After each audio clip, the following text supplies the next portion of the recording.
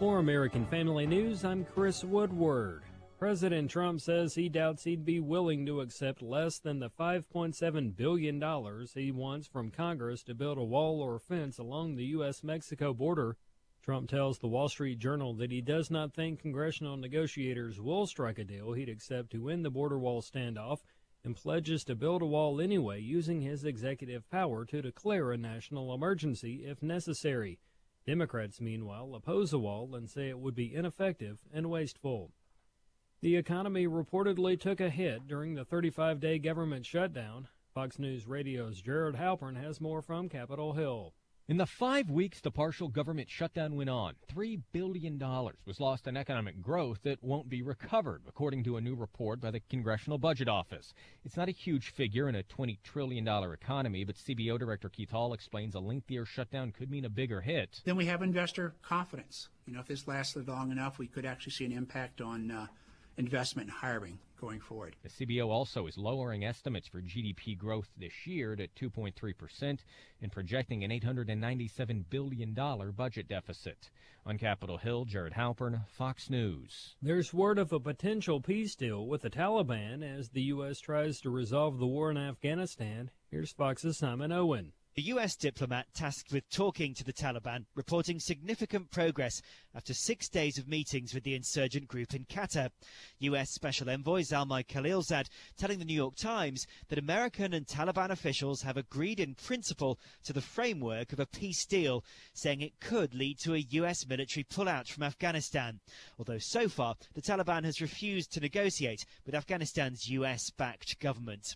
Simon Owen, Fox News. Food retailers in Britain are warning of higher prices for food as well as shortages in a starkly worded letter to lawmakers urging them to avoid leaving the European Union without a deal.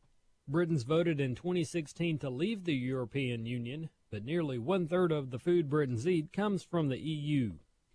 A New York Times reporter is trying to piggyback on the false narrative surrounding the Covington Catholic schoolboys by soliciting stories that paint all of Christian education in a bad light. AFN Steve Jordahl reports. It was the video that was seen but not seen around the world. Now, New York Times reporter Dan Levin seems to want to take the abuse to the next level. He sent a tweet out last week looking for young people with stories to tell that could help him #expose Christian schools. When confronted, he quickly deflected, saying he didn't come up with the hashtag.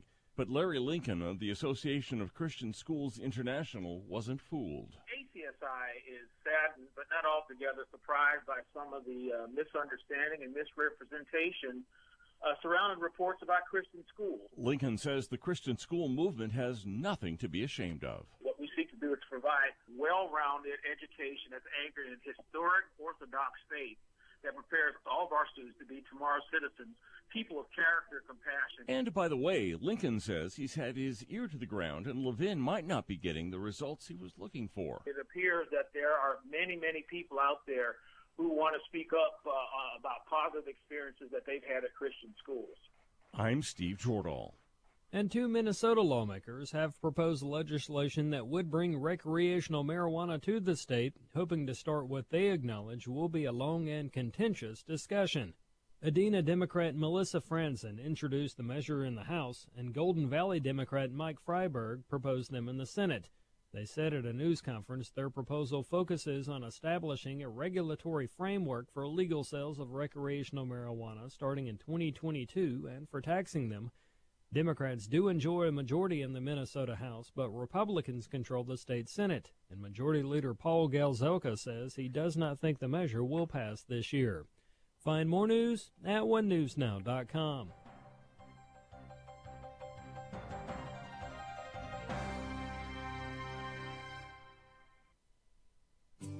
On the Hour of Intercession, we have guests on a regular basis, and sometimes our guests have titles like doctor or pastor, but sometimes they have no title at all. Pastor Joseph Parker of the Hour of Intercession. One powerful truth to recognize is that every believer has a testimony, and they can teach you something about prayer as they share their own personal prayer journey. Listen weekday afternoons at 1 Central here on Urban Family Talk.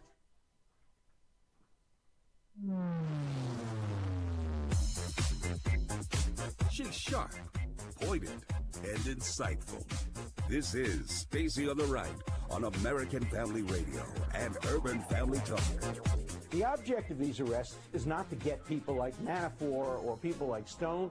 It's to get them to sing and perhaps even to compose, to create guilt allegations against the real target here, the president. That's the tactic Mueller has used from day one. It's Border Patrol and the agents that are asking for it. It's not Trump. So you can support a wall without being a supporter of Trump. If the Democrats are going to use their majority in the House of Representatives to block the funds that are necessary to secure the American people, then they won't have their majority for very long. Keep in mind the last time the Democrats sort of followed Nancy Pelosi blindly down a path on policy, we ended up with Obamacare and bailouts and cap and trade, and they lost control of the House. Unemployment for blacks and Hispanics is at the lowest level ever in the history of this country. So why you don't have to go back far. To go back to right here, right now. Jobs are out there for people where people could pay their own way, take care of their families. Why would you want to change that? Or what do? Take dumb pills every morning? And now, Stacy Washington. Oh, what are we doing? Some people may very well be taking dumb pills every morning, and we're here to put a stop to that. We're here to share the truth. So welcome to the program. Thank you so much for being here today. It is my pleasure to welcome you in, and we have so much going on today. Obviously, I want to talk a little bit about new news, because until we hear when the State of the Union is happening, we don't really have a reason to speculate about that. Until we hear exactly what the Democrats are willing to do when they sit down with the president on the immigration issue, the border wall, the funding, the handling of a lot of issues that have just been sitting out there, the temporary status people, the so-called dreamers, like nobody else has a dream. We don't have to keep beating that dead horse. And so you're probably glad to hear that I found other news for us to discuss today on the show. And as usual, welcome back in. I hope you had a fantastic weekend. We are going to be doing a lot of phone calls. We have Cassie Smedile, National Press Secretary and spokesperson for the RNC, coming on. And she's going to talk to us about the government shutdown and what it means to go forward. But we are going to talk about the this idea that we don't have a crisis at the border. I have some information for you. An actual terrorist has just taken over control of one of the drug cartels bordering Laredo, Texas. That's right. Laredo, Texas, an American city, is actually now just across the border from it, and it's one of the areas that doesn't have a completely sealed border. They don't have border protection there, other than what the intermittent and sporadic presence of our Border Patrol can do for them. And so the people there are now having to face the fact that a terrorist has taken over one of the drug cartels bordering that area. That's crazy. I know you're thinking, how could that be? Well, it can be because the Democrats are still sitting on their hands and refusing to protect Americans. And so everybody on the D side wants to talk about, obviously, you know, Mueller has handed down a couple of indictments. He did an FBI SWAT team raid on an old guy in his house shoes and his dressing gown. And that's pretty exciting for the Democrats. Democrats are also hooting and hollering, and it's like watching a football game where the people on the opposing side of the stadium get really excited when they score, and they kind of cheer and they wave it in your face, and it gets a little unsportsmanlike, but it's the fans. What are you going to do? There's that kind of atmosphere on the left, because they say the president was bested by Nancy Pelosi, and she's the true president. She's really the boss, and she's been setting up these types of taunts when she said her branch of government being in charge of Congress makes her co-equal to the president. Now, we all know from our civics classes and from our general knowledge of the Constitution, which is higher on the right side of the political spectrum, that that's not true. But truth doesn't matter to Democrats. Truth isn't something they deal in on the regular. So this isn't something that we're going to hear from them. They're not going to change their mind all of a sudden and start saying, you know what, you're right, we're treating this like a football game. If it was a football game, I would totally get it. I am one of those people who screams in the stands at games and cheers my team on. I enjoy the crew that sometimes is there, which they're all dressed in the colors of the team they're supporting, and they've got antics, they've got chants, they've got jokes, they have immediate reactions to anything that happens on the court. I love that. But this isn't a basketball game or a football game. This is our life. This is our life as Americans, being lived out on a day-to-day basis with people who are very unserious, Nancy Pelosi being one, AOC being another, that Ilhan, whatever her name is, who's barely an American, and she wears the turban to the Congress. She wears it everywhere she goes. She claims to be for freedom for women, but she can't even uncover her hair in public. She's not allowed.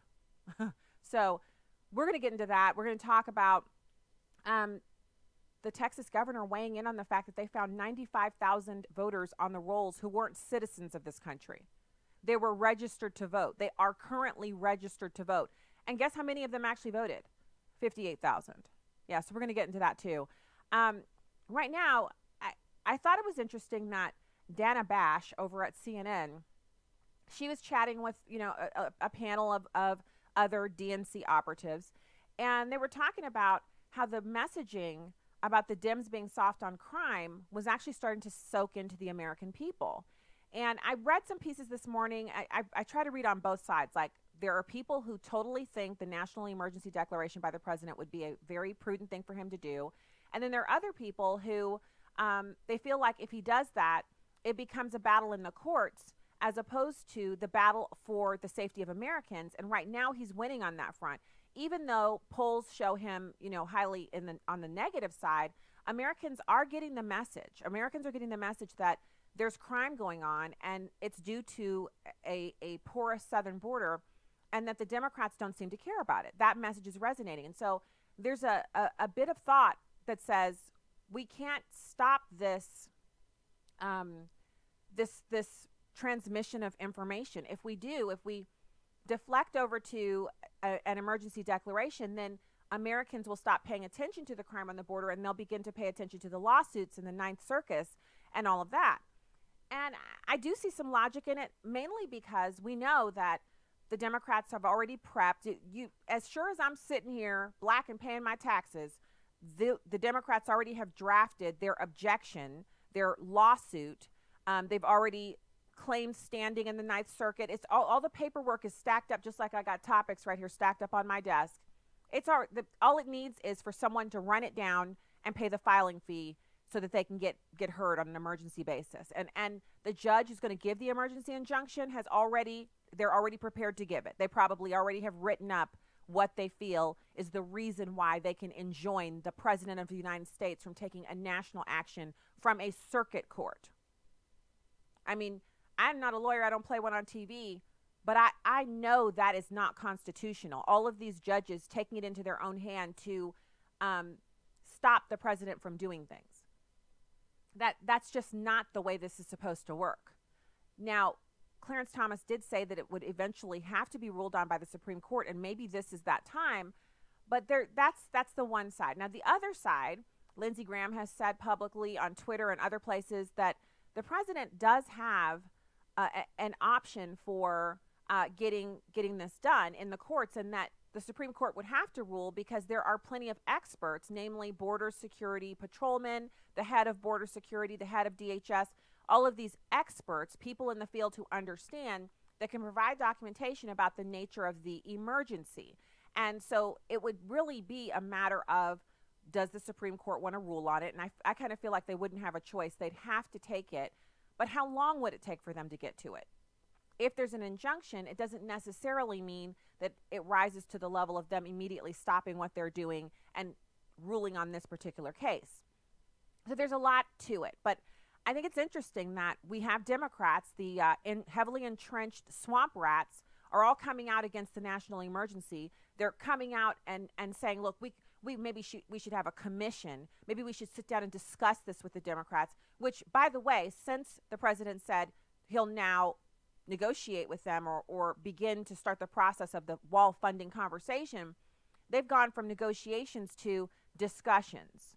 They've even changed their language in the short, what was it, just the weekend since we found out that the president was going to sign a bill to reopen the government?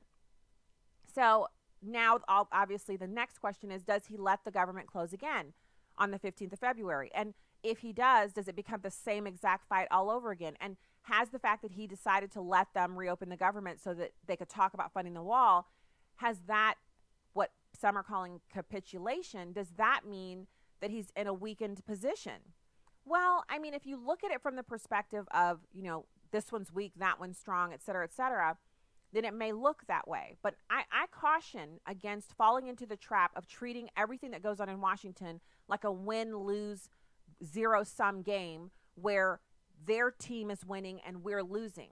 As Americans, when it pertains to immigration, El Chapo and all of these other drug cartels don't care if you are an American on the right or an American on the left, or if you're some kind of libertarian. They don't care if Rand Paul is your guy or if you're a Bernie Sanders Democratic Socialist. They just want to deal drugs in your neighborhood to your kids.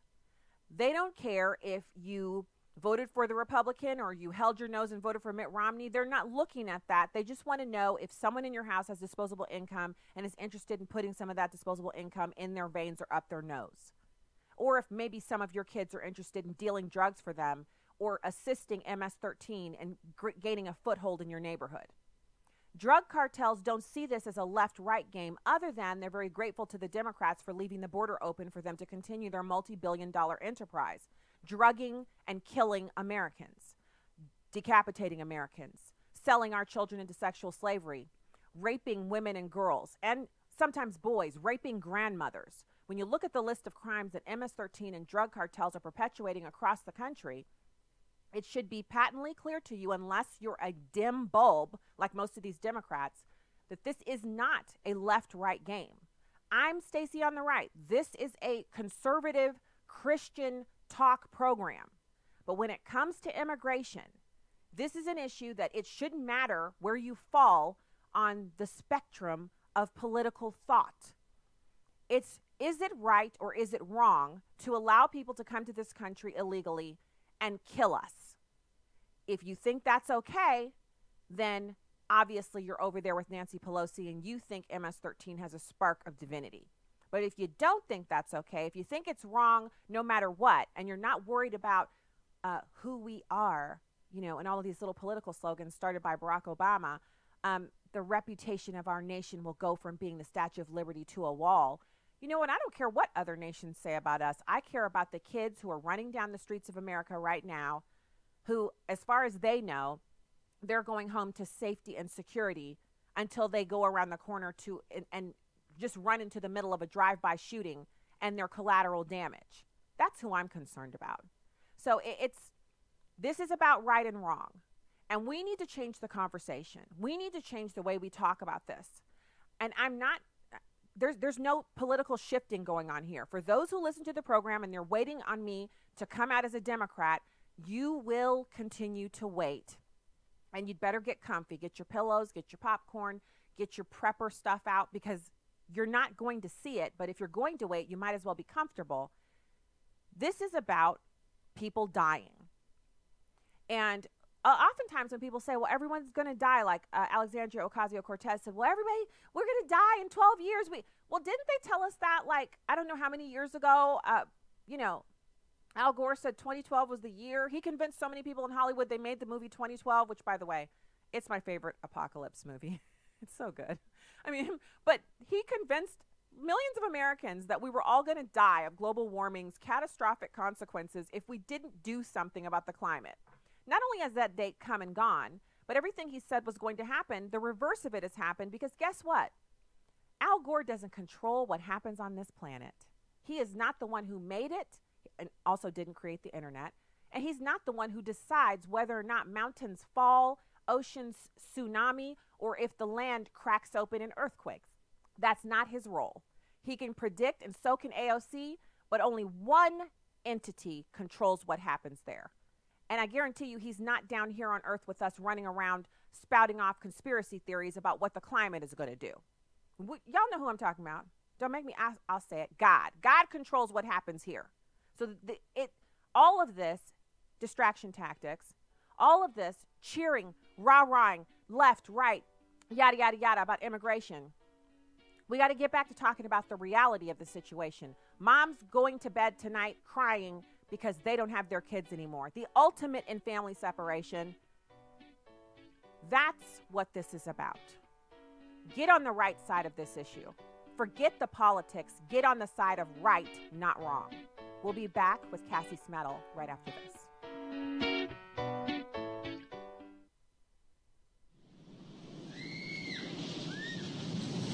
Are you still stuck on the healthcare roller coaster?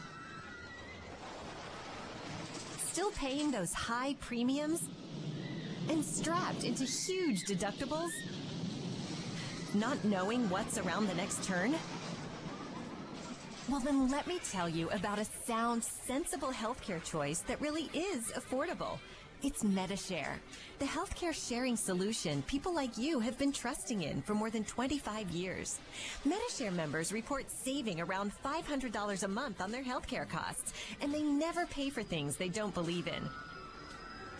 Time to say goodbye to that healthcare roller coaster and say hello to MediShare. Call *** 345 to find out how much you can save on your healthcare. MediShare. Call *** 345. Message and data rates may apply. That's ** 345. Hi, I'm Crawford Loritz with a Legacy Moment. I personally think that one of the ingredients missing from the church today is a holy sense of desperation. Have you ever sat in a church service where you sang the songs, heard the prayers, and listened to the message, and yet you said to yourself, boy, something is missing here. There's ritual, but no life.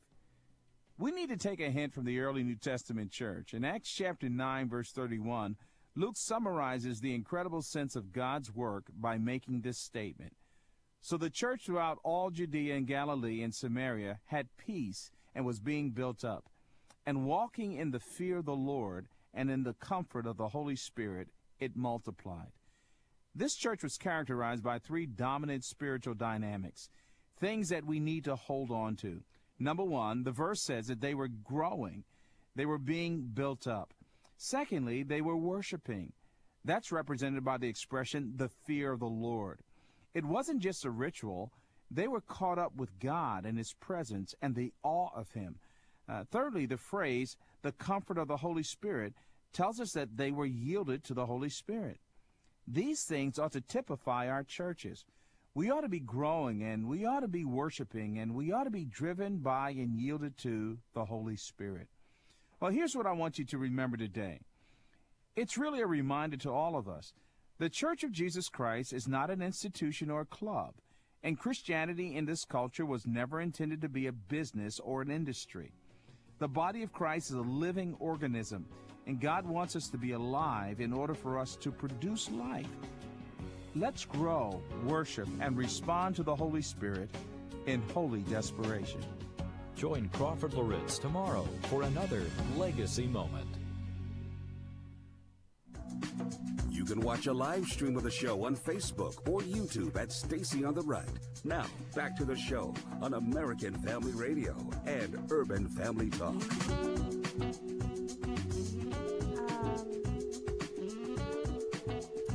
Welcome back to the program.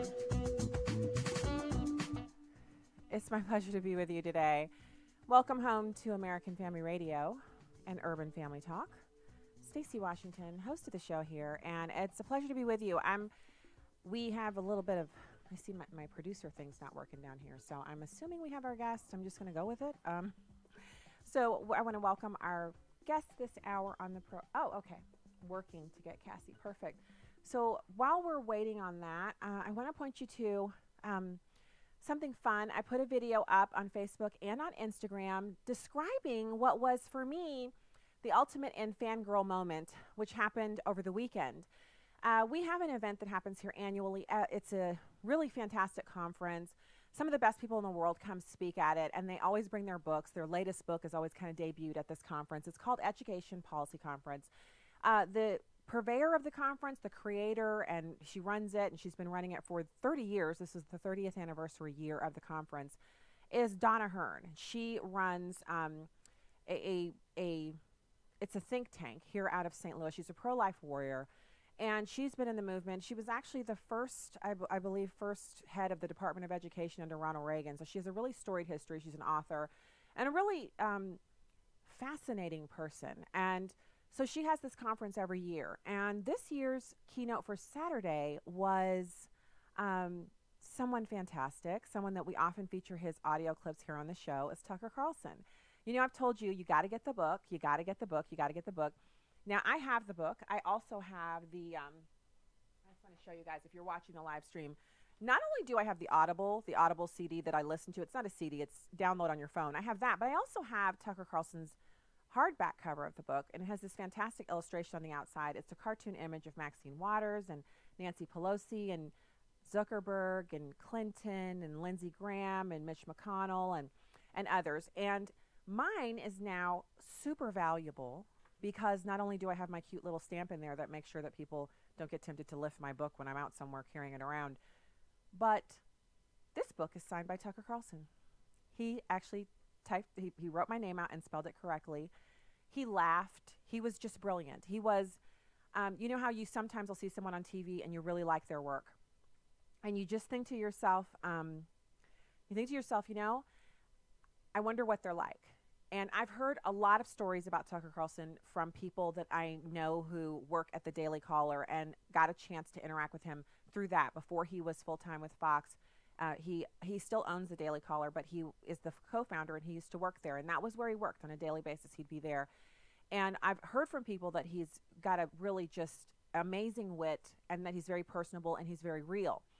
But it doesn't really, it doesn't matter what people tell you about somebody. It's when you meet them in person for yourself. And often we don't get to, so you just have to take someone's word for it. And someone, you know, I have met people who are famous, who are, you know, and it doesn't happen often, who they're amazing on television, but when you meet them in person, you get the feeling that they just would rather be anywhere else. They're just tired of meeting people or whatever. And that's fine. But it was not my experience with Tucker Carlson. He was in a room jammed with people who they had actually signed up to get a picture with him. Now, I wasn't one of those people. I didn't attend the conference this year. I had family commitments and a whole bunch of stuff going on with work, and so I couldn't make any of the sessions. And so I didn't even get to hear him at the luncheon on Saturday, but my friend is one of the people who hosts this amazing reception every year. And so I signed up to be a helper at the reception, so I'd have the opportunity. I just thought I'll see him in person, maybe get him to sign my book. I don't know. Well, it was so much more than that. He took a picture with me and my friends from book club. And it was my friend Shannon, her home and her entire big deal, having everybody over. And there were a lot of famous people there. Frank Gaffney, Sam Sorbo, her son Braden Sorbo, who's kind of up and coming in the conservative movement and doing a lot of great things. Tina Griffin. I mean, I'm telling you, it was a star-studded thing. Roger Federer. But beyond that, it was kind of a big deal that I was literally 10 feet away from Tucker Carlson. And where I was standing, chatting with some friends and observing the picture melee, he just smiled and was genuine with every single person. He laughed a lot. I mean, not the polite laugh, but the boisterous guffaw of someone who is enjoying himself. He's very easy to laugh. He finds humor, and you know, if you make a comment, he finds the humor in it. And he was running late on time. And they only had him for a certain number of hours. And so they knew he had to leave to go catch his flight. And they were trying to get us in and out for the picture. So we went in. He signed my book. He signed the books of a bunch of my friends. And then we took a picture with him. And then afterwards, according to the time, he should have been out the door, the front door. But instead, he goes down into this area of my friend's home where we were all seated. And he stayed in there with us for about a half an hour answering our questions. I got to ask him a question. He actually called on me and then answered my question. And I have to say, I haven't had this much fun meeting someone who was a celebrity, like a rock star in the conservative movement, probably since I went to 2012 CPAC. I've met a lot of people and they've been great, but this was the creme de la creme for me. So anyway, enough fangirling. Oh, yay, we have Cassie. Okay, so now we're going to chat with Cassie Smedile, National Press Secretary and spokesperson for the RNC, and another fun, fantastic person. Cassie, thank you for joining us. Thank you, Stacey, and I have to say that's how I feel about you. I don't have more fun talking to anyone as much fun as I have talking to you. I love it when you come on. I love it. And I tell the kids about it over dinner. They're like, who'd you have on today? I'm like, oh, I was chatting with Cassie. They're like, from the RNC? I'm like, yeah, they get to know like the people who come on the show. And they're all still laughing at me, Cassie, for my fangirling all weekend. I was showing off my book. Basically just to them because I didn't see anybody else, so I just showed them multiple times how my book was signed by Tucker Carlson. My one daughter, the younger one, was like, Mom, you're his biggest fan. I said, that's what I told him. She said, no, you didn't. I said, yeah, I did. I said, Tucker Carlson, I'm your biggest fan. And he just laughed, and he was like, thank you. That is great. And I think he loves it, too. You know, he has not to get on a Tucker Carlson pancake, but I was talking with a non-political friend over the weekend, I guess last weekend, about this as well, and he really is a happy warrior for the cause. Yeah. It's really fun. He is. He for just all of us cracked in the jokes trenches every like a day. regular person, Mhm. Cassie. He was like, you know, Oh, how that's I right. imagine it would be if you and I went to happy hour or we went out to eat or have coffee. We'd be laughing and stuff. He was like that. And he cracked some pretty funny jokes. Like, he's not a half joker. He's a full-on joke cracker. It was pretty good. So I believe it. Yeah. I believe it. That's so much fun. That's so fun when people meet your expectations in person that you have for them. Well, as a I was loyal trying watcher. not to be too expectation-y. Like, I was trying Mm-hmm. to keep it in the middle. But he just was so, like, when I heard him laughing, I thought, is he laughing? Because he's got to be tired by now. And he just kept on. Like, if someone said something funny, he just kept laughing. So, okay, so let's pivot over to, I know you have info for us, and I've kind of been railing and raging against this whole thing where, you know, we're treating this like a football game. Are we winning or are we losing, as opposed to the serious issue that we're facing at our southern border with the immigration crisis we have. And the Democrats are really leading the charge in making this a juvenile type of a contest instead of a true debate about a very needed solution. What happens, like, what do you know about what's going to happen over the next couple of weeks? We're particularly interested in whether or not the president is going to have the State of the Union this week. It's going to have a what? I'm sorry. The State of the Union. Oh, right. Well, first of all, for perspective of the Democrats making a juvenile game out of this, the numbers of people crossing our border are higher than they were in 2014 when Obama stood in the Rose Garden and called this a national crisis, and everybody said, yes, that's right, we agree with you. And remember, those were the child migrant caravans? Yeah. And our numbers are greater than they were then. So for Democrats to be sitting on their hands is at their own peril, and the peril, not just political peril, but the reality of the peril in their own communities. So that's why they should be taking this seriously. But what we know is the conferees who have been appointed in both the House and the Senate, those are really pragmatic people who will be more compelled than maybe some others to get something done, and I think have good relationships across the aisle, and I feel optimistic about their ability to get something that the president would sign. But that said, I love the president's tweet when he said, we're going to try this, and if 3 weeks we still don't have a deal, game on, because he's not letting this go, and I think that's important for people to see that he is yet again willing to put, you want to call it a football game, he's willing to put every play out there on the field. And if he needs to use that nuclear option of calling it a national emergency, I think he's willing to do that, but not just yet. Now, to your question about the State of the Union, word on the street is that that's going to happen sooner rather than later. I'm not breaking any news to you. I don't have this confirmed, but my feeling is that it will be as soon as next week. Okay. And I think that's because the president is saying, I got to do this. I got to get this out there. We can't have another moment where Nancy Pelosi gets to play games with us. So Well, I feel she like said she needed the government to be open. So in my mind, And it's here you just have it. yeah. Just when does the actual when are they available? When can everyone get there? I see it as a logistical issue. I haven't heard her say anything about it, but I know that the baseline requirement that she had that the government be open has now been met, and so I would expect that the president would be invited, and properly ushered in to do the State of the Union, which I think is going to be super important for getting the remainder of his message out to everyone, because everyone will be watching. I have to say, so as just a little side project, and I guess this kind of shows you who I am, but I ordered the season 1 of The Apprentice. Now, I already seen all these episodes. When my kids were small, me and my husband used to watch The Apprentice. It was our decompress moment once a week, because our kids were small and they were all close together and they were like a real handful. So when we finally got them down and in bed, we would, get some popcorn and stuff and watch The Apprentice once a week.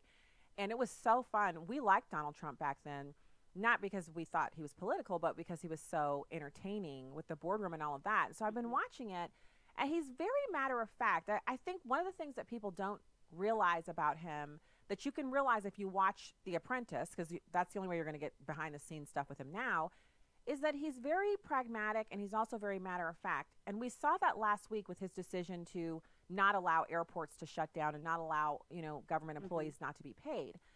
How do you see that pragmatism working out now that it's really, the ball is in the Democrats' court to actually do what they said they would do, which was come up with a number now that the government's open?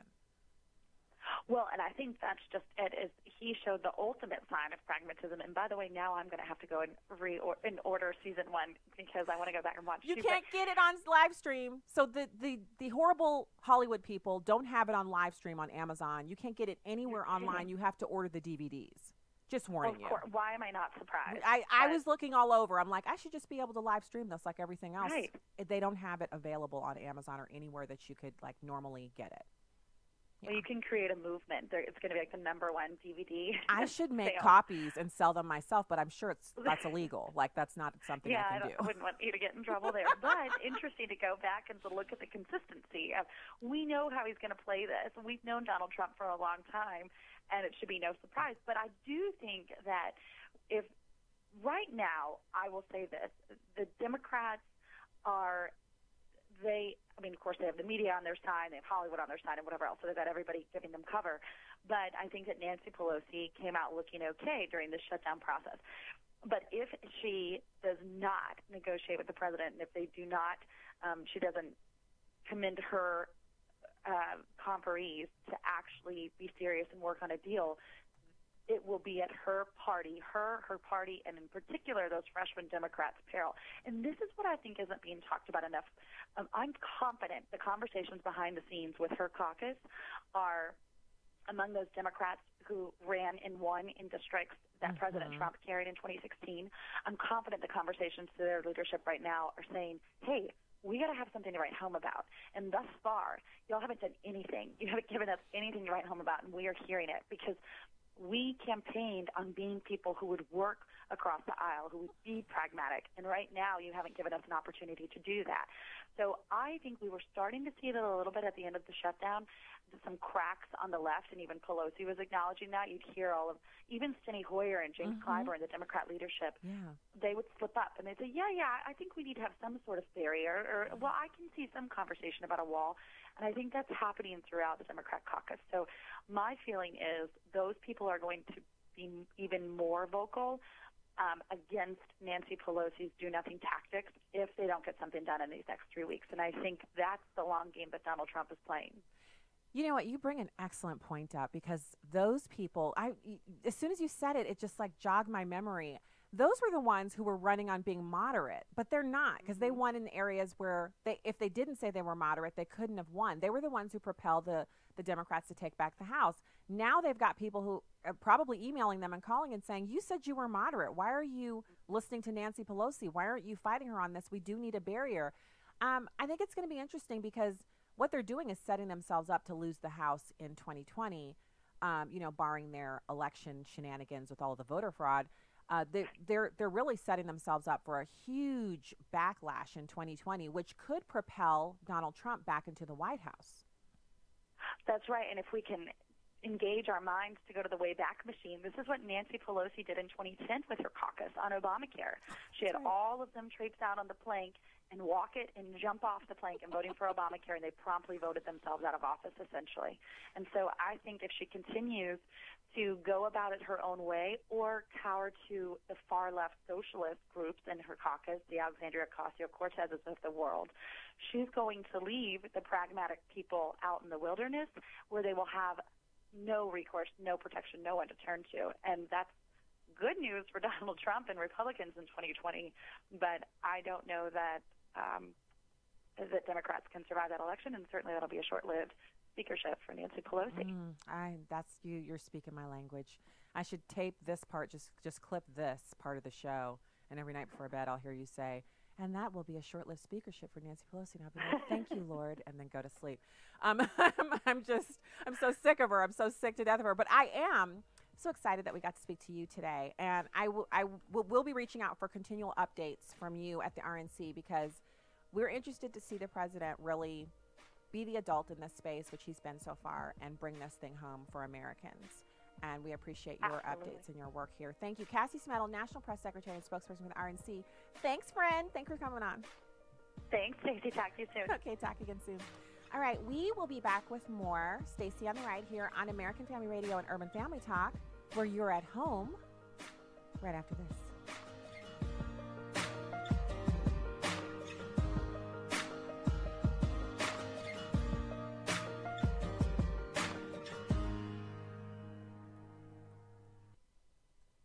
Physical activity is the new trend. It's not a bad thing unless it has brought a sense of vanity in your life. 2 years ago, I was not happy with the number on the scale nor how I looked. I've never been a huge person, but I was, as the old folks would say, healthy. I joined a gym, gained a personal trainer, even changed some of my eating habits. The Lord checked me one day and in my spirit said, "Why are you disgusted with yourself? Be healthy, take care of the temple I've loaned you, but do it because you want to honor this body, which is your responsibility while on this earth." I said, "You better let me know, Abba." Psalms 139 verse 14 says, "I praise you because I am fearfully and wonderfully made. Your works are wonderful. I know that full well." 15 pounds down, I know that even if I was to never look like Serena Williams with those nice framed, worked out arms, I am wonderfully made in his image, and so are you. With a heart for the urban family, I'm today's urban woman, Victory McIntosh. Connect with us more at urbanfamilytalk.com. Listen, do you really know who Jesus is? And let me help you to know who he is. You think about all of these kind of false Jesuses that are floating around social media. Oh, you know the Jesus. You know, you got the ethnocentric Jesus. You got the political Jesus, left-wing Jesus. You know, all these popular Jesuses. But the question I think all of us need to ask is, will the real Jesus stand up? Please stand up. Please stand up. Tuned in to Equipped, weekday afternoons at 12 Central on Urban Family Talk. I was sitting at a motel, getting high by myself and looking at my mug shots. I started praying to God, help me. And through the challenge, I have now hope, and I'm free from drugs and alcohol. If you or a loved one are struggling with addiction, Adult to Teen Challenge can help. There are centers across the country, and you can find the one nearest you at 855-END-ADDICTION or at teenchallengeusa.com. This is Urban Family Talk. I'm Chad Pergram with the Speaker's Lobby. What caused the tipping point to force a reopening of the government? The two failed procedural Senate votes on a GOP and a Democratic spending plan. Fox is told that the White House was watching closely to see how many Republicans defected and voted for the Democratic package. One source noted that the administration didn't read too much into the yay vote for the Democratic plan by Republican Utah Senator Mitt Romney, as he's perceived to be a, quote, irritant. However, one source tells Fox it was almost a jailbreak. 6 Republicans crossed party lines to vote for the Democratic plan. President Trump will take short-term pain from the right wing, predicted one Republican source, but he'll be judged by the final product. So, does the government shut down again in 3 weeks? Consider one of the favorite expressions of Senate Majority Leader Mitch McConnell. Quote, "There is no education in the second kick of a mule." By the same token, one Republican told Fox that if Democrats offer $0 for the wall at the beginning of the talks and $0 at the end, it's not a negotiation. With the Speaker's Lobby, Chad Pergram, Fox News. Welcome back to Stacy on the Right on American Family Radio and Urban Family Talk. Now, I think what you've seen here is the president seeing an opportunity. Why he did what he did was because many Democrats had come to us, some of them privately, many of them spoke out publicly, that they're actually starting to agree with him on the necessity for a barrier on the southern border. And they had come to us and said, look, we agree with you. You're winning the battle on the importance of a barrier on the southern border, but we simply cannot work with you while the government is open. That's a marked difference, while the government was closed. Yeah. That's a marked difference from where the Democrat leadership was, where they said they wouldn't talk to us about border security ever. Nancy Pelosi famously said that even if we opened the government, she wouldn't give us a single dollar for the wall. So I think the president saw a chance here to try and take the Democrats at their word. Some of the rank and file, also some of the leadership. Dick Durbin said some decent things about a border barrier. Jim Clyburn, my former colleague from South Carolina, said that if the experts thought we really needed a barrier, he could vote for it. So this gave a chance to the Democrats to prove whether or not they really do believe in border security and are willing to go against Nancy Pelosi, or whether or not they are so beholden to their leadership that they're never going to vote for a barrier on the southern border. Okay, so there is a danger here. And I was watching a video. It was like one of those man on the street videos. Welcome back to the show. Stacy on the Right here on American Family Radio and Urban Family Talk. We are having phone line issues, so I can't take calls from you. But suffice it to say, we have the rest of the week to get together. We rebuke those demonic phone lines in the name of Jesus, and we are waiting for a resolution on that. But in the meantime, I watched a video this morning on Campus Reform where they had their man on the street segment where the guy walks around with his phone and there's a camera guy so you can get the people's reactions. And he spoke to a number of college students, and he asked them if the president were to make an offer to negotiate and give the Dreamers amnesty and, kind of basically say, look, for the wall funding and to get the government open, I'll give you, something. Can we negotiate? Should the Democrats take the deal? And every single college student said yes. He asked them, whose fault is the shutdown? Every single college student said the fault was Donald Trump's. Then he said, well, would it surprise you to learn that the president did offer that? He did offer TPS and DACA recipients amnesty for 3 years and money for smart border protections and humanitarian aid, $800 million, et cetera, et cetera. And they were all like, no. And he said, yeah, he did offer that. And they said, oh, well, then the Democrats should take it. And then he said, they're not taking it. They're not negotiating at all. And every single college student said, oh, well, that's wrong. The Democrats should negotiate with him if he's making an offer. Everyone in America who doesn't listen to cited news and information is under the impression that the president is just sitting back, twiddling his thumbs, eating burgers and looking at how pretty Melania is and not negotiating. He's been negotiating the whole time. And I really hate that. I'm all about winning the fair way. There's this kind of phenomenon with high school basketball. And you might have noticed this. I don't know if it goes on everywhere, but it's something I'm noticing here locally, where if you're watching a JV game, there'll be these amazing players on one of the teams, and you're thinking, wow, these are JV girls. They play like they've been playing for 4 or 5 years.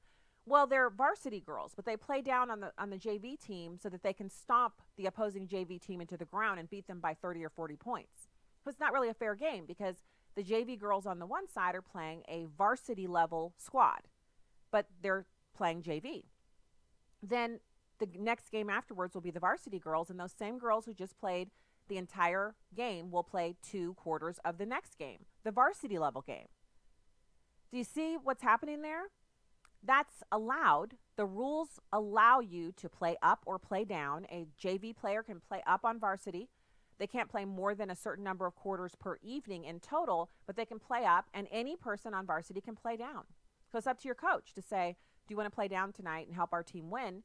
But to have 4 or 5 of them play down, to basically replace your whole JV team with the varsity team?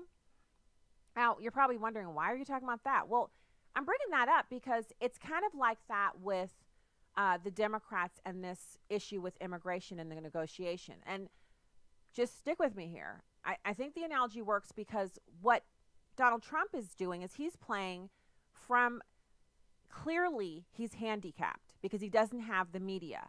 The media are not only not on his side, they don't give him a fair shake. They don't share the things that the Republicans, like the Republicans wanted to make sure that the government workers were paid while the government was shut down. So they offered a bill up in the Congress, but Nancy Pelosi wouldn't take it.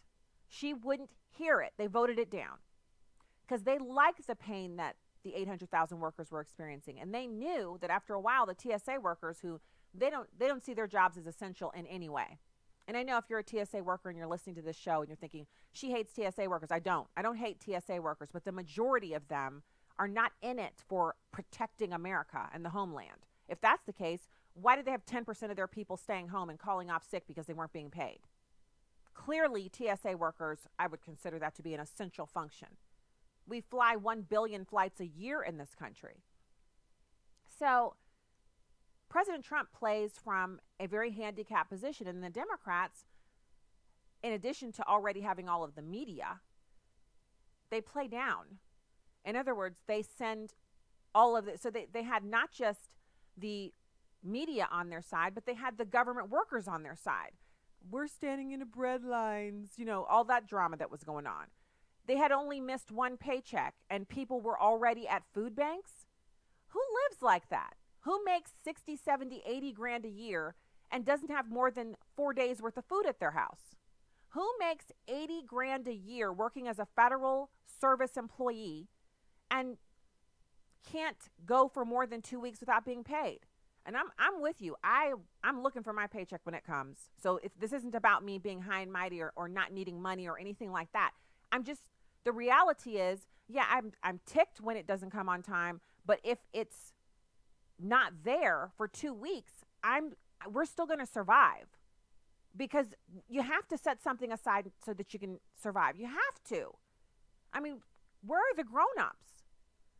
So he's got everybody against him, very few people who are willing to publicly support him, and then they have everybody on their side. And which is what's so astounding is how he was able to win the presidency at all with them owning all of the media and them owning everything on the ground and all of the print and the websites. They own Google, they own Twitter, they've got Facebook, they've got it all, and they still couldn't beat Donald Trump, which is why I just encourage you. It's Monday. You've been through the weekend. Hopefully you had a fantastic, restful time. Now is not the time for people to faint and get weak over this issue. If he could beat all of that to win the presidency with our help as the voters, he can certainly win on this issue. And so I encourage you, don't give up on praying for the president and his administration over your meals. When you sit down to eat and you're praying over your food, just say a quick prayer for him as well. Continue to lift him up for wisdom. And because I really feel like it was wise of him. Because remember last week, I was digging in my heels. I was like, there's no way we just leave this thing shut down, riff those employees. Come on, you want to play dirty? Just get it on. That's where I was. But clearly the president heard something different and decided to go in the opposite direction, giving in and yielding, which is biblical. It is actually biblical to, instead of continuing to fight. Doesn't mean we can't fight. Doesn't mean we're not called to fight, but sometimes we're called to yield, even if it means some embarrassment. And I don't really feel like the president has anything to be embarrassed about. To see airlines and airports shutting down, and to think about the business that's being lost, people who need to fly into LaGuardia not being able to get in there because the airport's shut, that's something that he just couldn't tolerate. And some embarrassment and Nancy Pelosi gloating, it didn't mean anything to him. He compared the cost, he weighed it, and he decided to side on behalf of Americans. That's honorable. As much as people criticize him and downgrade him and say the worst things about his appearance and, all of that, there's a real heart there, because I would have stayed the course. This government would still be shut down this time next year if it was me. The quarter of the government shut down, employees rift, moving on. Maybe no winning the presidency the next time, but the point would be made. Somebody would be giving in on building the wall. And I understand people who are upset and feel like, that's what he should have done, but that's not what he did. And I don't have access to everything the president has access to, and I don't know everything that he went through in making the decision, or what his legal team and White House counsel and advisors and cabinet members, what they all had to say in their input. He took wise counsel and he decided to go this way. I support it. I think in the end, he's going to come out looking a lot rosier than Nancy Pelosi. And let's keep it real. As sure as I'm sitting here with the permanent tan, you know as well as I do that they're not done overplaying everything that they've got in their disposal. Those Democrats, they don't understand that what we said. I'm telling you, I'll have to post it on Facebook, this campus reform video. I think it is such a perfect little microcosm of what is going on across the country, where you have these kids who they don't get what we call alternative media, like this show. They're not getting it. So they really, truly believe that the president is just this horrible monster who won't negotiate. And I just caution you, we're all susceptible to it, not liking someone and kind of demonizing them out of proportion and beginning to think of them in a way that, it's almost like they're not human. We got to be careful about that, because that actually blinds us to the truth, and it takes away our wisdom. It takes away the ability for us to actually absorb the truth. And that's not what God has for us. Of course we want to win, but we don't want to be blinded and ignorant and unable to absorb the truth. That's what happens when we let the anger and hatred of someone else take us over. And we've all been there. We've all been mad. We've all been wrong. Look, nobody has a cornered market on it. Everybody experiences it. People are going to people. But that is what I see happening there. And I want to run down some news stories with you real quick. This story I thought was interesting because it's a Democrat. It should be like trumpeted all over the media, and it's not. It's Sheila Jackson Lee. She's one of the hardcore Democrats. She's from Texas. She's actually stepping down from 2 leadership positions. If this is a Republican, CNN would be talking about this on a loop 24 hours a day, 24/7. She's stepping down from the House Judiciary Committee's subcommittee. So she's on the House Judiciary Committee subcommittee, one of the subcommittees that's really important. She's stepping down from that. Also, she's stepping down from the head of the Congressional Black Caucus Foundation. Again, one more time. Sheila Jackson Lee is stepping down from the head of the Congressional Black Caucus. Have you heard anything about it? Did you see it on the news? No? Yeah. You know why she's stepping down? Apparently, it's her decision to step down, just in case you're wondering. It's her decision. According to this story, National Alliance to End Sexual Violence has said they would not work with Jackson Lee, who has served in Congress since 1995, by the way, as the lead sponsor of the Violence Against Women Act, because there's a lawsuit that's been filed. A former member of her office and the Congressional Black Caucus Foundation said Jackson Lee mishandled a report of sexual assault. And so the Violence Against Women Act people are like, we ain't working with her. She got to go. And so she's stepping down voluntarily to tamp down the news reports, because if she steps down voluntarily, then the Democrats will give her a pass. Calls to her office were not returned, but she does adamantly deny allegations that she retaliated against or otherwise improperly treated the plaintiff. You know what? I don't know what she did, but it should be news that she's stepping down. Of course it isn't, because she's a Democrat. She gets full cover from the media. Now, the title of today's show is this terrorist who targeted Americans actually taking over the Mexican cartel on the southern border. And I'm going to give you this. It's an exclusive over at Breitbart. Let me see what part of Breitbart it's on. Breitbart.com. It's under the border section, but it's actually on the homepage. You've got this verified and convicted terrorist who attacked a U.S. consulate with a grenade and automatic rifle, taking over the ruthless Los Zetas cartel, which is headquartered at the Texas border in the Nuevo Laredo metropolitan border area. So Laredo, Texas, directly across the border from it, which, by the way, is unprotected, is Nuevo Laredo. They call that New Laredo. So they basically name the town on the other side the same thing as the American side. Don't you just love the Mexican government? You gotta respect how they're just brazen. It is the only urban location along the entire U.S.-Mexico border that does not have any fencing or constructed security barrier of any kind. The convicted terrorist's name is Hector Raul Luna. He's known as El Tori, and he was convicted in the 2008 terror attack on the U.S. consulate in Monterrey, Mexico. He was released from prison due to bribes paid by Cartel Jalisco, New Generation, and has taken over the dominant faction of Los Zetas, Cartel del Noreste, to open up the lucrative and unsecured border corridor into Texas. Now, what I wish is that this was one of those stories that a whole bunch of people would email me and send me links, and it would be debunked. Not Snopes links, obviously, because that's a bunch of leftists high on patchouli, and they do the bidding of the DNC. But I wish this story wasn't true. That's what I wish, because sounds to me like a lot of moms and dads down in Laredo, Texas are about to have an onslaught of illegal activity targeting their communities and their children, while Nancy Pelosi gloats and makes snide comments about how the president underestimated her because she thinks this is a sporting event, not people's lives. Again, I caution you. I don't care if you're a Democrat or Republican. If you can hear my voice right now, it's not an accident. When you condone evil, it's as if you're doing it yourself. Check the Bible. I didn't write it. It's not my idea, but I'm telling you because I don't want you to be eternally separated from God for supporting demonic illegal activity. Don't be a supporter of the drug cartels. We need law and order at our southern border.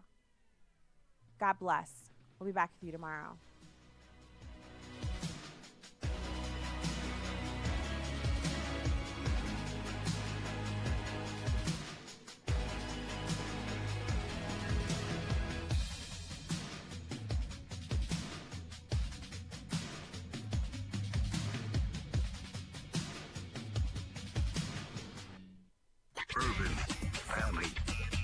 Urban Family Talk. Hey, I'm Miki, co-host of Aaron the Addisons on Urban Family Talk. I want to invite you to be part of our online chat community we've affectionately called The Churban. While you listen to your favorite programs, you have the opportunity to communicate in real time with the hosts of those programs and other Urban Family listeners. Find out what the talk is all about. Become a Churbanite at urbanfamilytalk.com. Truth, wisdom, Empowered Urban Family Talk, a ministry of the American Family Association. For American Family News, I'm Chris Woodward.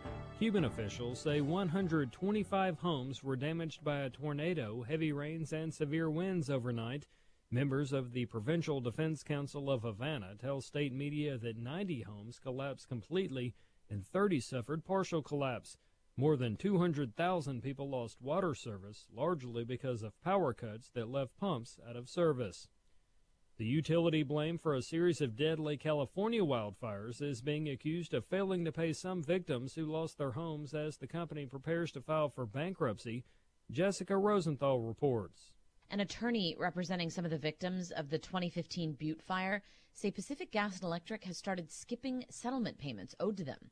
2 people were killed in that fire. Nearly 1,000 homes and buildings were destroyed. PG&E says with all the liability they're now facing from more recent fires, it's just too costly to pay those settlements that they already negotiated.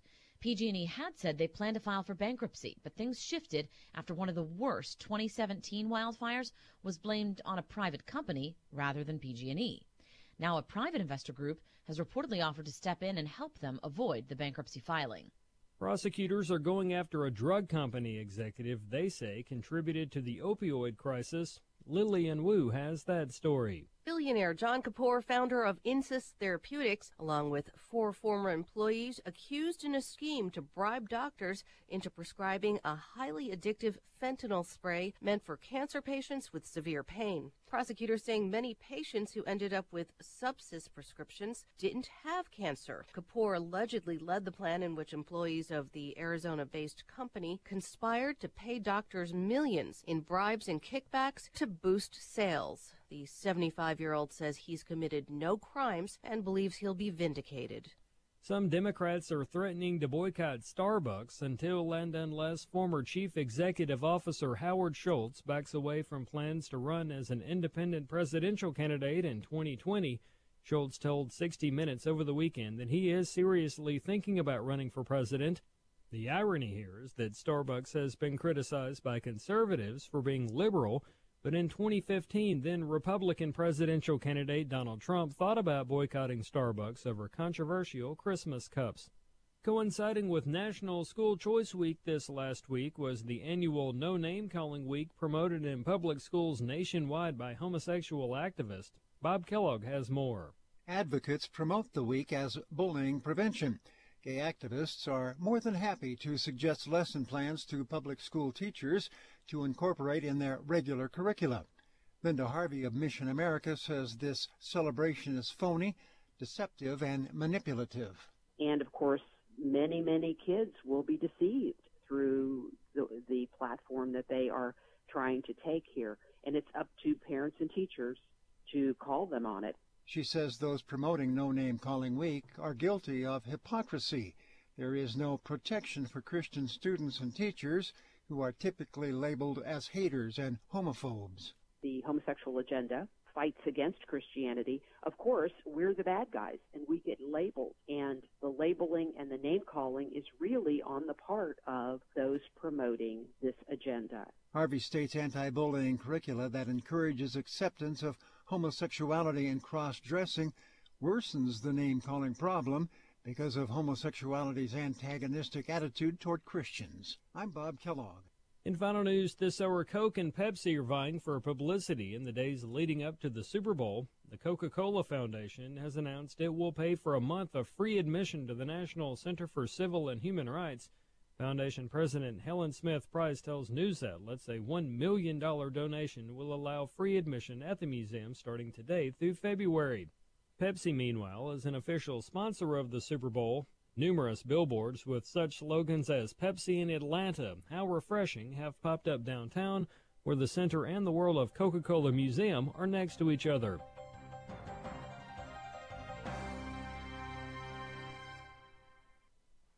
I'm Will Addison, Director of Urban Family Talk. We desire to be a movement of time tellers.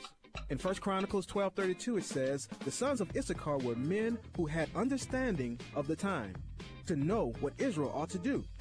In these perilous times, God is raising up a people of discernment who will see, pray, and act. We sound the alarm as watchmen. We cry aloud that God's people may be activated for his service. Join the movement at urbanfamilytalk.com.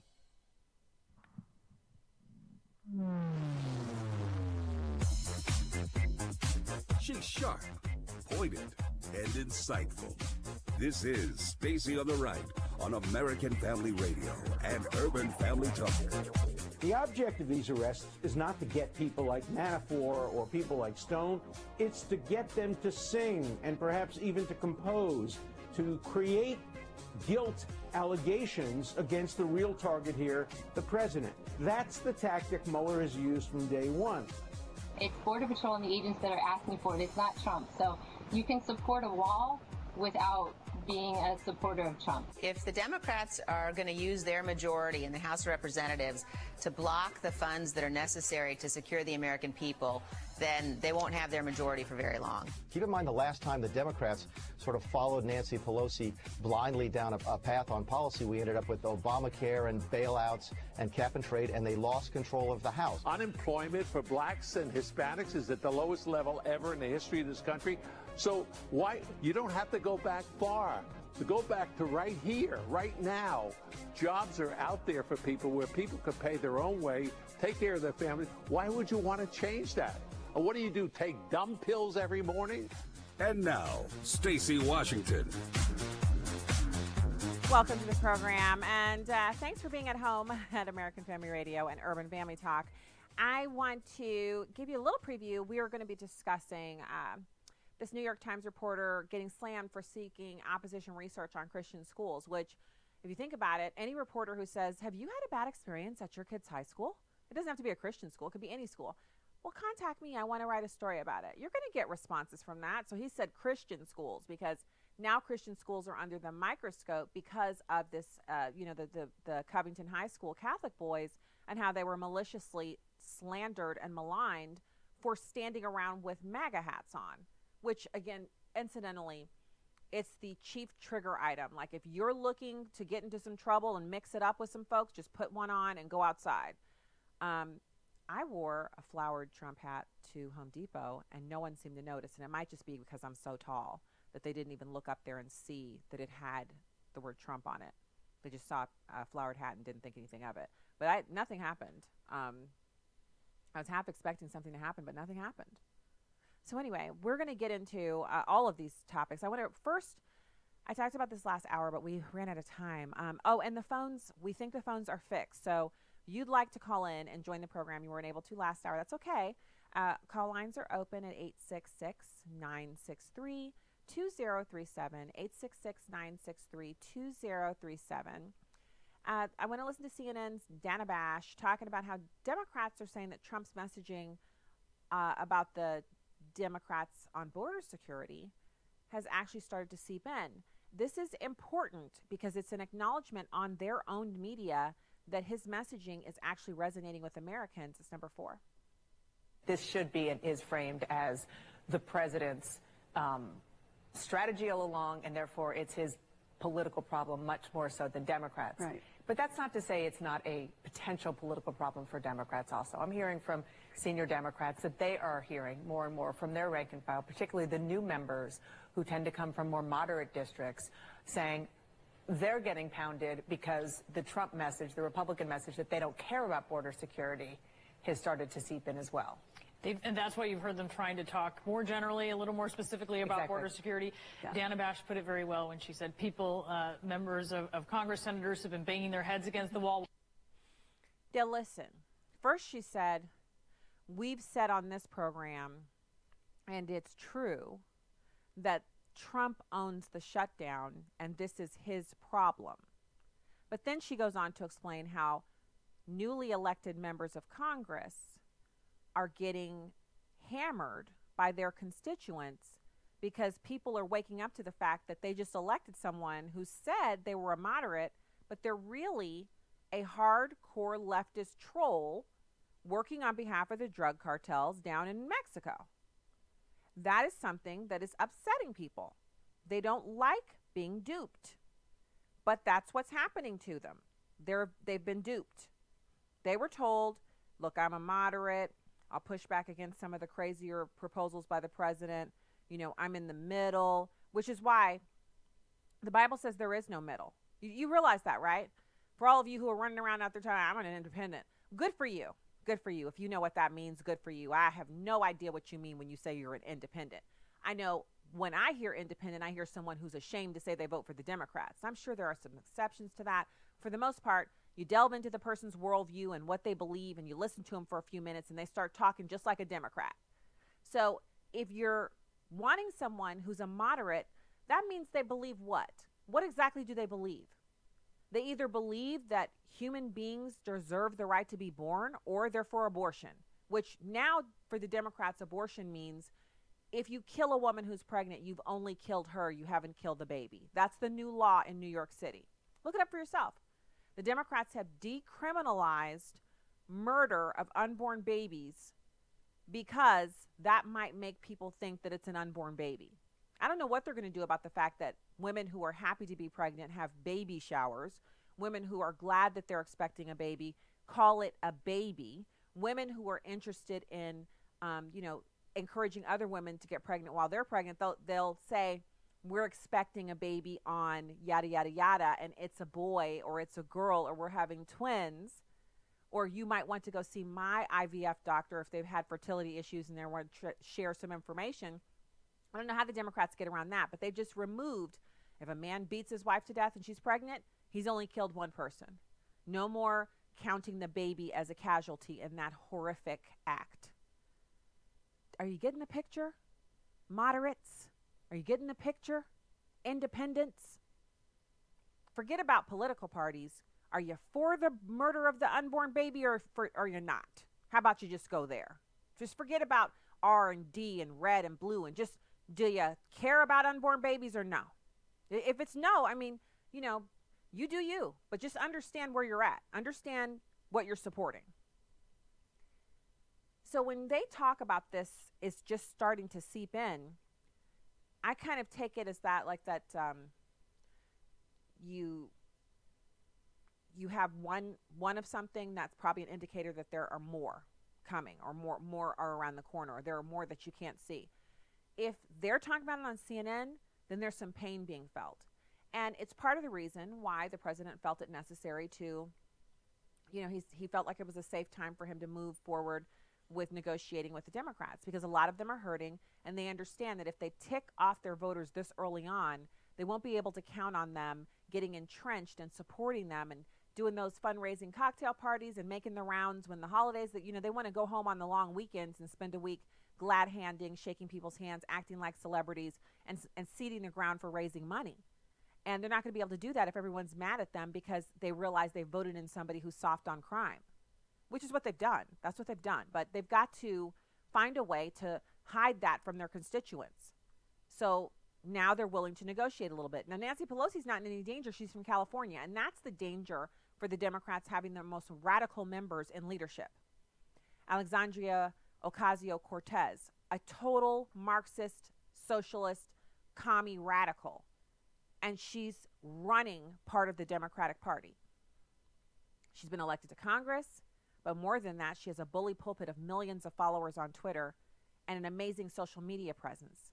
Her engagement levels are through the roof.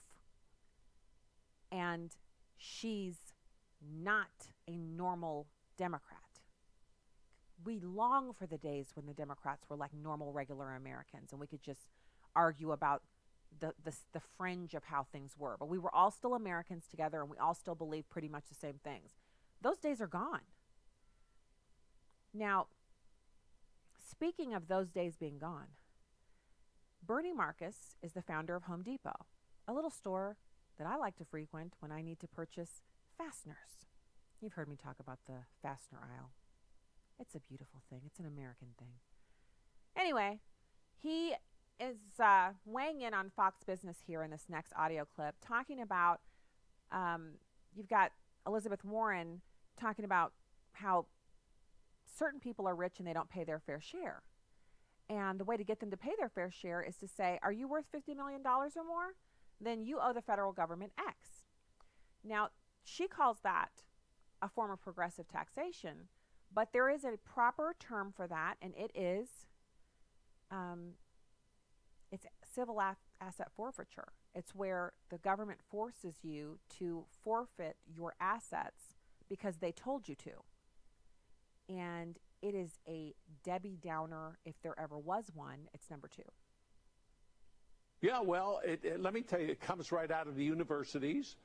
You see students graduating today, and a very high percent of the students, and by the way, this is a fact, they did a survey of it, almost 50% of students coming out of university today believe that socialism is the answer. That's frightening to me, because the things that made this country great, that created the wealth of this country, and I mean the wealth for every single person right down the line, the best medical care in the world, the best housing in the world. That's why people want to come here, is because of the system, and that's the free enterprise system. And you have the universities teaching these people socialism. You have Bernie Sanders out there. You have Elizabeth Warren. You think that there's danger over the hills. I wonder if the American people, and I'm talking about all the people that don't watch Fox and don't read the Wall Street Journal, but read the New York Times and every other newspaper around the country, watch NBC and CBS. I don't think they're getting this message at all, and I don't think they understand how the brink of where we're standing today. They don't. And the reason is because of the same reason why I was a Democrat back when I was in my early 20s. I went to college for a couple years, went home for a year, then joined the Air Force, and I was a Democrat. And obviously, I had some influence from the home because my parents were Democrats. They still are. But there was a deep sense that Republicans were racist and they were rich and didn't care about regular people. And at the time, I don't think I understood where my family really was on the spectrum. We were solidly middle class. And so when the Democrats talk about victims and people who can't make it and people who need the government to help them, we weren't in that boat. We weren't struggling. My parents were doing well, and they provided a very nice upbringing for my sister and I, but we still were Democrats. And that victim talk was exactly what I used on people when, I wouldn't do that, but I don't want to take away someone's right to make a decision about their own body. If you think that, you must be a racist. That was the go-to argument. It was me, every Democrat I knew. That's all if you don't agree with us, you're a racist. And it took us making some real money, my husband and I, and seeing the tax burden, and then, of course, starting our own family and realizing that, I remember sitting in church and listening to the pastor preaching about an issue, and then he got to a place where it was a social issue, and he said, Democrat talking point, right in that, he put it right in there where he should have been talking about what the Bible said. And I remember thinking to myself, oh, wait, but that's not what the Bible says. And I was flipping through my Bible, and I looked, and I was like, this is not what I even believe. The Bible says this, and I'm over here. And that's when the journey began. It's not like I woke up the next day and said, whoop, I'm a card-carrying Republican. Oh, no, it took time and more reading and research and more listening to the preaching and teaching and going into the Bible before I really realized. So I say this on Sunday, but all during the week, I'm hanging out with the Democrats, voting with the Democrats, spouting off the Democrats' mantra, and it's not working out. Some of this stuff I'm talking about, I believe. I don't even really believe that. I don't believe that you should be able to take money from one person and give it to someone else. I don't believe that.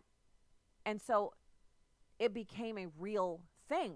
But when you're talking about these college students that Bernie Marcus is mentioning, 50% of them are coming out believing in socialism, it's kind of normal for people who are uninformed and don't have to pay their own bills and are living off their parents to have wacky ideas about politics. When it gets real is when you start making your own rent or mortgage payments. You pay your own car payments. You have to make sure there's money left over at the end of the week or 2 weeks or whatever you got going on with your pay.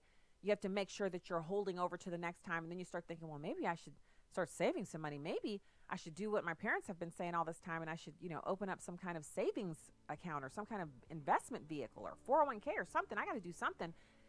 That's when you start to think, maybe I don't really agree with the government taking as much of my money as they want.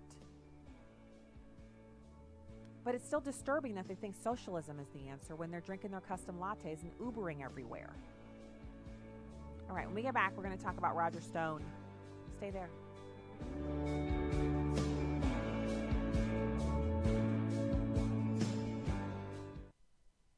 Hello, everyone. I'm Tim Wildman, president of American Family Association and American Family Radio. You can't squeeze more into 3 days, and we will in Washington, D.C. on our Spiritual Heritage Tour.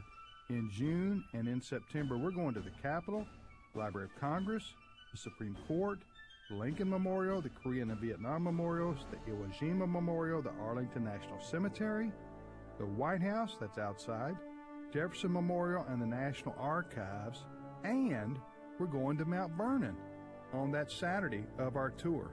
So much to see, so much to do, and it includes lectures and talks from Stephen McDowell, who will be our historian along the way.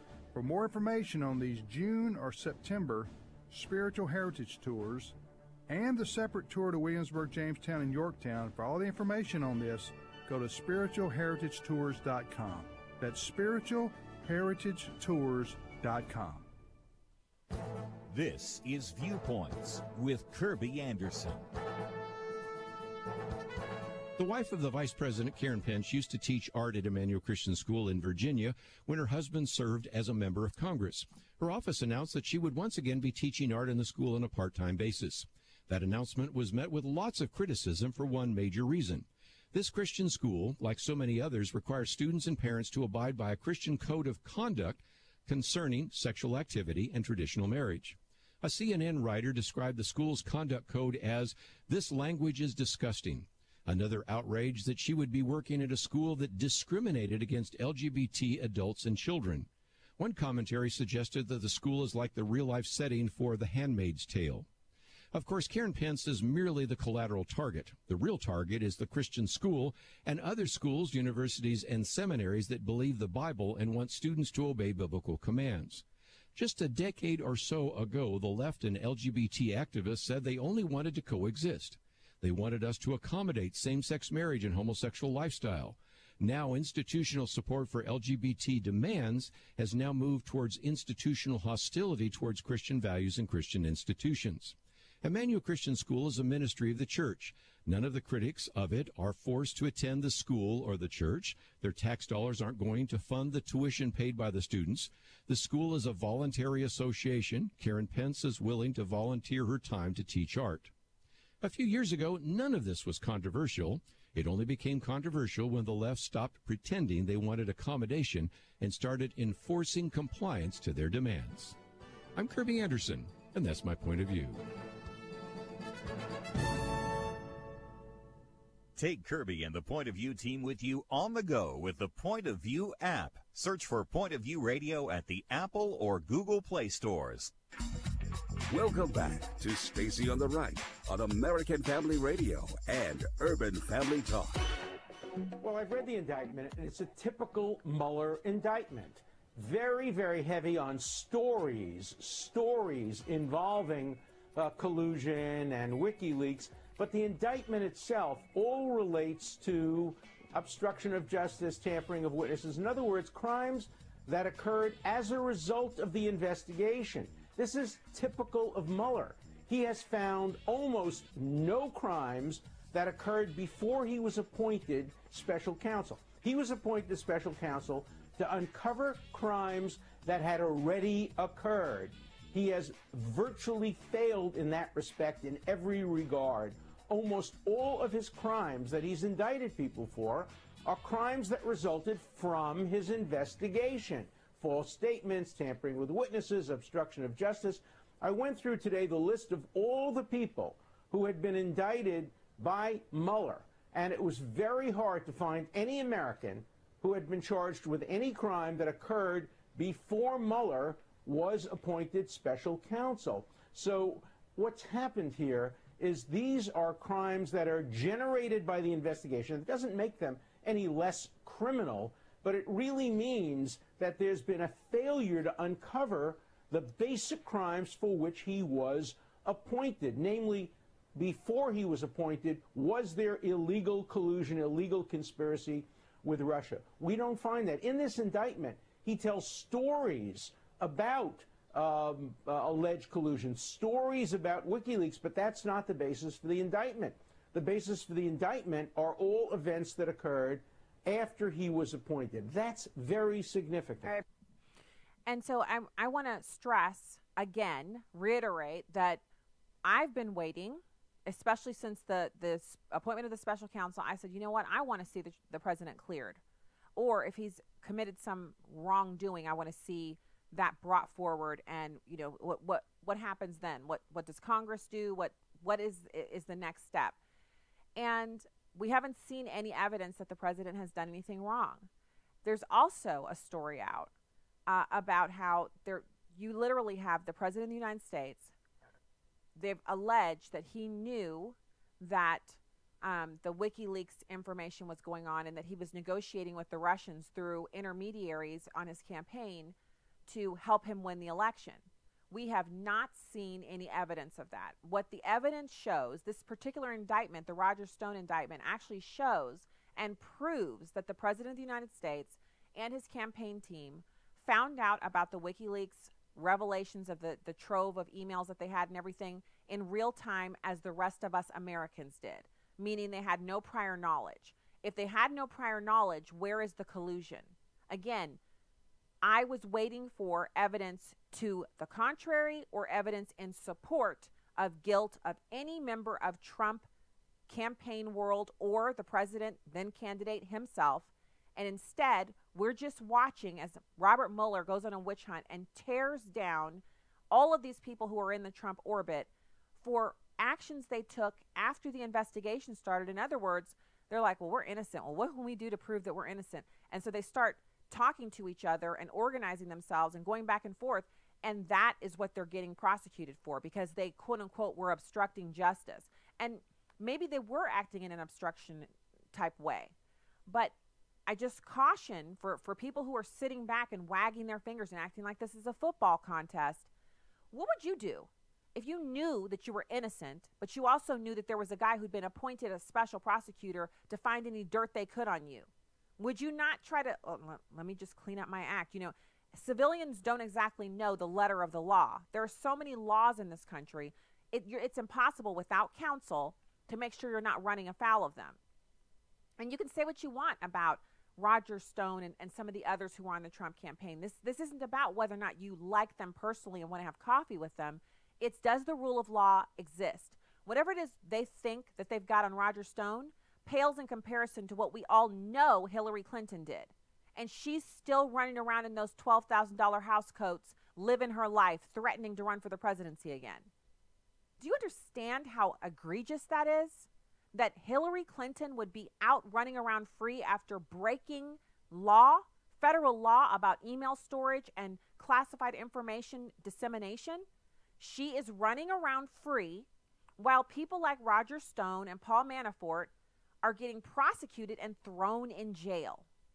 That double standard should definitely upset you. It should make you feel the inequities that exist in our government right now need to be righted.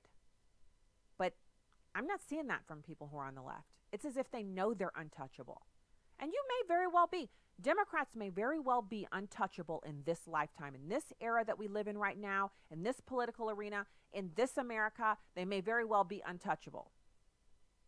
But that does not hold on the other side.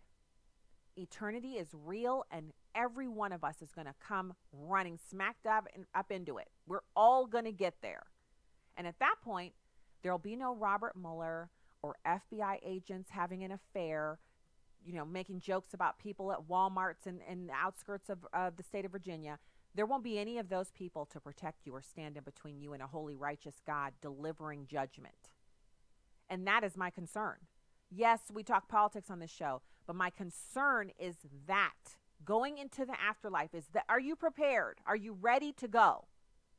Are you prepared to meet the judgment seat and account for every thought, every action? Have you repented, given your life to Jesus Christ, and have been made right with the Father through him? Which means you have to step away from all this other stuff. You have to step away from believing the lies from this one and that one politically. You have to step away from supporting policies that go against God's word. that all has to be a part of it. That's the question. Which brings me to our daily confession. We kind of went out of order because we usually do that in the first segment. Today's daily confession is about the truth. The one whose walk is blameless, who does not, let me try that again. The one whose walk is blameless, who does what is righteous, who speaks the truth from their heart, whose tongue utters no slander, who does no wrong to a neighbor, and casts no slur on others. Psalm 15, verses 2 through 3. That's about the truth. Dear children, let us not love with words or speech, but with actions and in truth. That's 1 John 3:18. And if we claim to have fellowship with him and yet walk in the darkness, we lie and do not live out the truth. That's 1 John 1:6. The Bible has a lot to say about the truth. To the Jews who had believed him, Jesus said, if you hold to my teaching, you are really my disciples. Then you will know the truth, and the truth will set you free. I have no greater joy than to hear that my children are walking in the truth. That's 3 John 1 and 4. Instead, speaking the truth in love, we will grow to become in every respect the mature body of him who is the head, that is, Christ. Ephesians 4:15.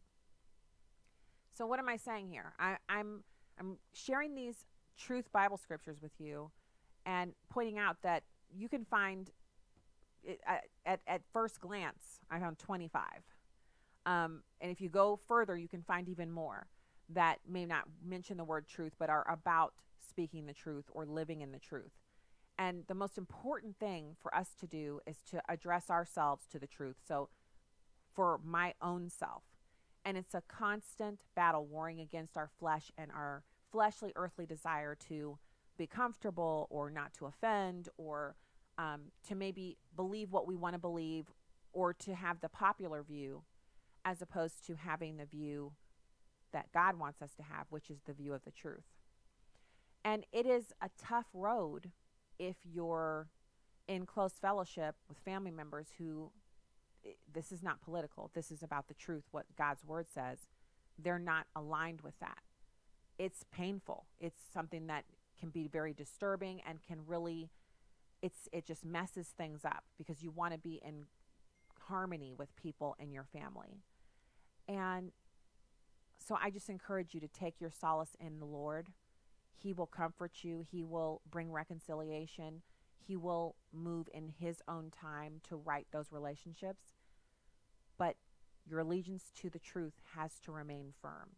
Don't give up on that. Hold tight to the truth and soak your mind in it. Marinate in it. I'll give you a few more. Keep your mouth free of perversity. Keep corrupt talk far from your lips. Proverbs 4:24. For the word of the Lord is right and true. He is faithful in all he does. That's Psalm 33:4. But very truly I tell you, it is for your good that I am going away. Unless I go away, the advocate will not come to you, but if I go, I will send him to you. That's John 16:7. When the advocate comes, whom I will send to you from the Father, the Spirit of truth, who goes out from the Father, he will testify about me.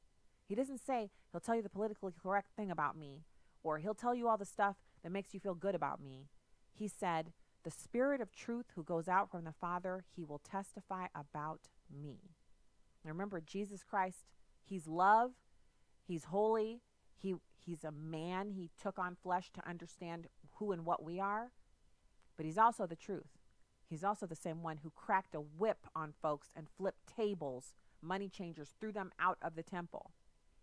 He had righteous anger and he delivered judgment.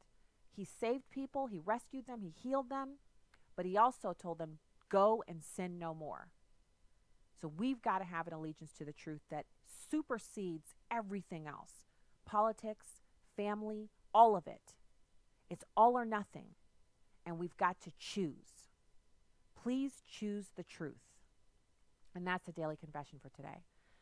So now I want to pivot over to this it's another big news story today. We've got the CEO of Starbucks. He's out and about talking about running for the presidency. And what's so funny about him saying that is that he's saying he doesn't like the Republicans and he doesn't like the Democrats so much. I mean, you know, he's joining multiple tens of millions of Americans in that thought process. He says he wants to run as an independent. Now, y'all know, I'm a Caldi's Coffee girl. Caldi's Coffee, locally owned, totally the best coffee ever. It's so good, I actually get the grounds from there, and I use that in the coffee maker when I'm not drinking instant, because I'm a huge instant fan. But I will, when I make a pot or if I make espresso, it's the Caldi's. But our daughter, one of our daughters, loves Starbucks. And because she's a teenager and she's not really as political, and because honestly, once they get to that last year before they're going to college, you just want to spend time with them. So if she wants to go to Starbucks, I'm all in. I'm doing whatever she wants to do. And one of the things that we really enjoy is, she likes to get it's a vanilla bean frappuccino, and I always just get a latte or whatever is the simplest thing with the least sugar, because their coffee is so burnt anyway. You have to cut it with hot water if you want to really be able to stomach it. And so we do actually still frequent Starbucks. And I know I tell other people to boycott it, and I had been in there in a few years until she got on the Starbucks kick. And so I thought it was pretty interesting that the CEO of Starbucks, he feels like he's a businessman and he has a lot of name recognition, and that people would like to see him be the president because he's not bombastic and he's not going to go in and try to drain the swamp or tear Washington up. But if he runs as a independent, then he's going to siphon votes off from whoever the Democrats' frontrunner is, which right now they're looking at Kamala Harris. They're also just hanging back in the wings, the Obamas, who have amassed an enormous amount of political capital. And Michelle has actually done an amazing PR junket. You guys know I hate her policies. I loathe the things that she stands for, but game recognizes game. That woman has a PR, it's a machine that is behind her, pushing her books and her television appearances and these little cameos with her and these late night TV stars where she's hanging out at their building and surprising people on the elevator. It's just a lot going on, and she's masterminding it. And I feel like this is just me, so I got nothing to back this up, but this is just my gut feeling. Remember, Hillary Clinton and her husband were supposed to have been the first couple in America, because remember, they wanted to crush the Bush dynasty, because the Bushes are the only family in the history of this country to have had the father and the son both be president, right? So the Clintons wanted to obliterate that, first best of legacy type thing by being the first husband and wife to be the president, with her being the first female president. So they would completely just leave the Bushes in the dust. But she wasn't able to pull it off, and you've got Donald Trump. Well, that trophy is still out there. First black president. His wife would be the first black woman president and the first female president, and they would be the first couple to have ever both been the presidents. Now, I have been discounting this. If you go back in the podcast, you'll hear me say over and over again over the past couple years that speculation that she would run for the presidency is pure poppycock. She doesn't want to do it. She hated being the first lady. She didn't like not being able to open a window or drive down the street with her window down or even jump in a car and drive herself somewhere. She hated the confining nature of the presidency here in the U.S. She would prefer a European presidency. Like in France, the first lady of France walks the streets of France. She shops. They live in a place that's not heavily guarded or armed. She's like a regular person, but not here in America. And so she wants something like that. But the chance for the Obamas to take something that the Clintons felt was rightfully theirs, which they've already done because her husband beat Hillary in the primary for the Democrats, it's just too tempting. And so I'm having to reverse myself. Not that I know anything, but I feel like there is an opportunity there. Like there's a possibility that Michelle Obama might step in, even though the heir apparent is Kamala Harris. She's the one that President Obama said he thought was so great. He even wanted to make her the attorney general, remember? But he chose Loretta Lynch instead because the party insiders wanted Loretta Lynch because she'd been in the game a lot longer and she was owed. It was her turn. So I'm only putting this to you to kind of, perk up your ears and I don't want you to be surprised. There's a distinct possibility that Michelle Obama could run, because if she ran, she's got the name ID and name recognition and popularity. She doesn't have the baggage like Kamala Harris has, where Kamala Harris had affairs with some married man and He gave her a job and all that stuff. And Kamala Harris has her parents aren't actually Americans. You know, that whole thing. So, all right, when we get back, we're going to be talking about border security and strategic fencing. Stay right there.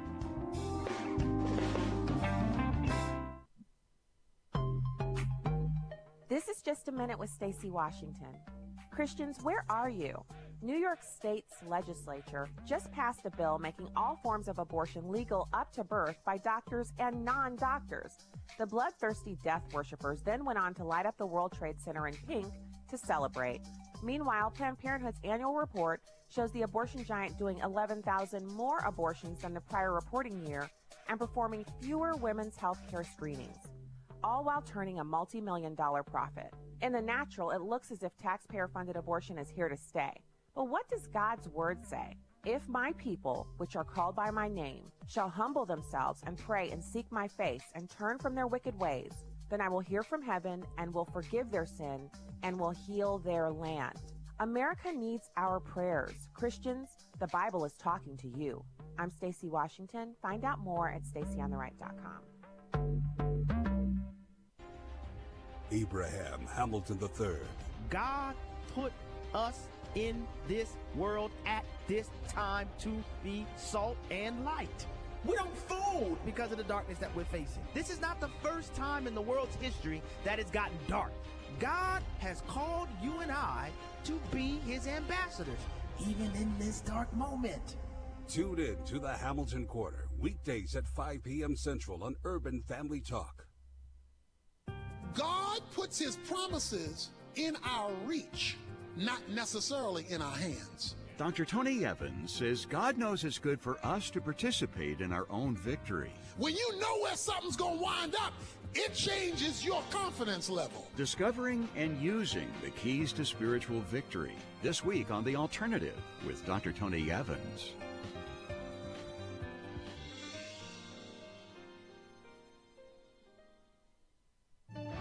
Media Minute with Howard Kurtz. It was an incredible mob scene outside a Florida courthouse. Roger Stone straining to be heard, proclaiming his innocence. An indictment brought by Bob Mueller against chants of lock him up, lock him up. Now, there were questions about CNN showing up with a camera for an early morning FBI raid on Stone's home. The network insisting it was just good detective work. It wasn't tipped off. Now, lots of media speculation because the indictment says that Stone talked to certain unnamed members of the Trump campaign about his contacts, which he sort of denied, kind of, with WikiLeaks about hacked Democratic emails, some saying maybe it was Trump, maybe it was Steve Bannon. We don't know the answers to that question. One thing I can say, Stone, a long-time political operative, dirty trickster by his own account. This guy loves being on TV. He was on TV constantly predicting he would be indicted. Now he has been indicted. And what does he do? Hours after he actually is indicted, he goes on Tucker Carlson's show. More television exposure for Stone. With your Media Minute, Howie Kurtz, Fox News. You can download episodes of Stacey on the Right from the podcast page on AFR.net or UrbanFamilyTalk.com. Now, back to the show on American Family Radio and Urban Family Talk. You know, last Thursday we had a bipartisan discussion on the Senate floor about the importance of ending the shutdown, which there was bipartisan agreement was needless and harmful to the American people and our economy, and that we all pledged to work in good faith, find common ground on border security. And that's what I'm committed to doing. And I think that really starts with making sure we're listening to the experts on the front lines on this. And that may include strategic fencing in certain places. Yeah. No, I mean, that's significant. You know, that's an area where you differ from a number of your Democratic colleagues. Well, so what I think is important over the next several weeks is that we listen to the people on the front lines. I was down on the border last May, and what the CBP told me was they needed more agents, we need more immigration judges, we need better technology, especially at our ports of entry, and in some places we need to improve fencing, repair fencing, or perhaps put in some new fencing. So you might be thinking, who is that? Sounds a lot like somebody normal. Well, it's Senator Maggie Hassan. Cassie Smedile was not joking around when she said that the Democrats from the states where, you know, they can't go all hardcore Marxists like they can in New York and California. Regular rank and file Democrats are having trouble. And so they've got to come out and make these kinds of statements. They got to make sounds like they respect lawful immigration, because if they don't, their constituents are like, no, we're not on the same page, baby. That's not working for me. So I am just posting now on Facebook all over the place.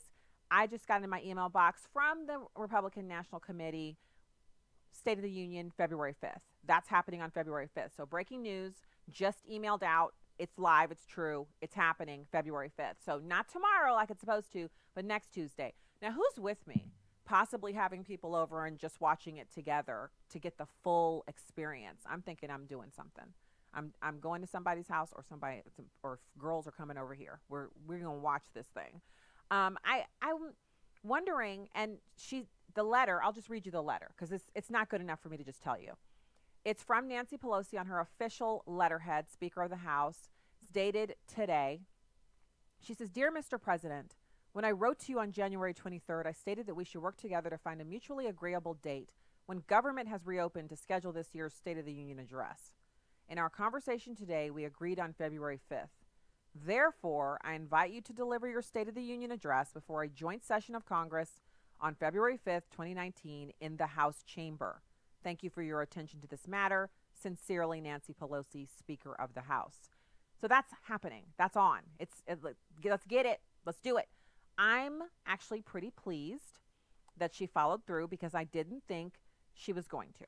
I actually thought she was going to keep on dragging it out and be really dishonorable, and she didn't. So good for her. Good for her for actually following through on what she promised to do. So we have some time left in this segment to take calls. I know we didn't get to first hour, but the phones are working again. So the call lines are open at 866-963-2037, 866-963-2037. And we welcome your phone calls about anything we've discussed here today on the show, or anything you want to bring up. I am not opposed to chatting about off topics. You know what I'm saying? Like, I'm not. Now, I had a couple people ask me why Tucker Carlson was having a reception here. Well, he spoke, and the reception was for afterwards. So it was a reception that people could attend to actually get a chance to meet him. It wasn't open to the public, but it was definitely, it was very well attended. But it wasn't a reception for anything specific. Like, obviously, his book is out. He was a speaker at the event, and et cetera. So there's also some breaking news. 3 members of Trump's cabinet, the FBI director, and 4 other officials will give a news conference at 3:30 p.m. that will include the announcement of criminal charges on China-related law enforcement action, also national security related. Well, let me see what I have in my press list. The president has announced the United States will welcome an official delegation from China for a series of meetings from January 30th to 31st, 2019 to discuss trade. And these discussions for the United States side will be led by Robert Lighthizer, Stephen Mnuchin, Wilbur Ross, Larry Kudlow, and Peter Navarro.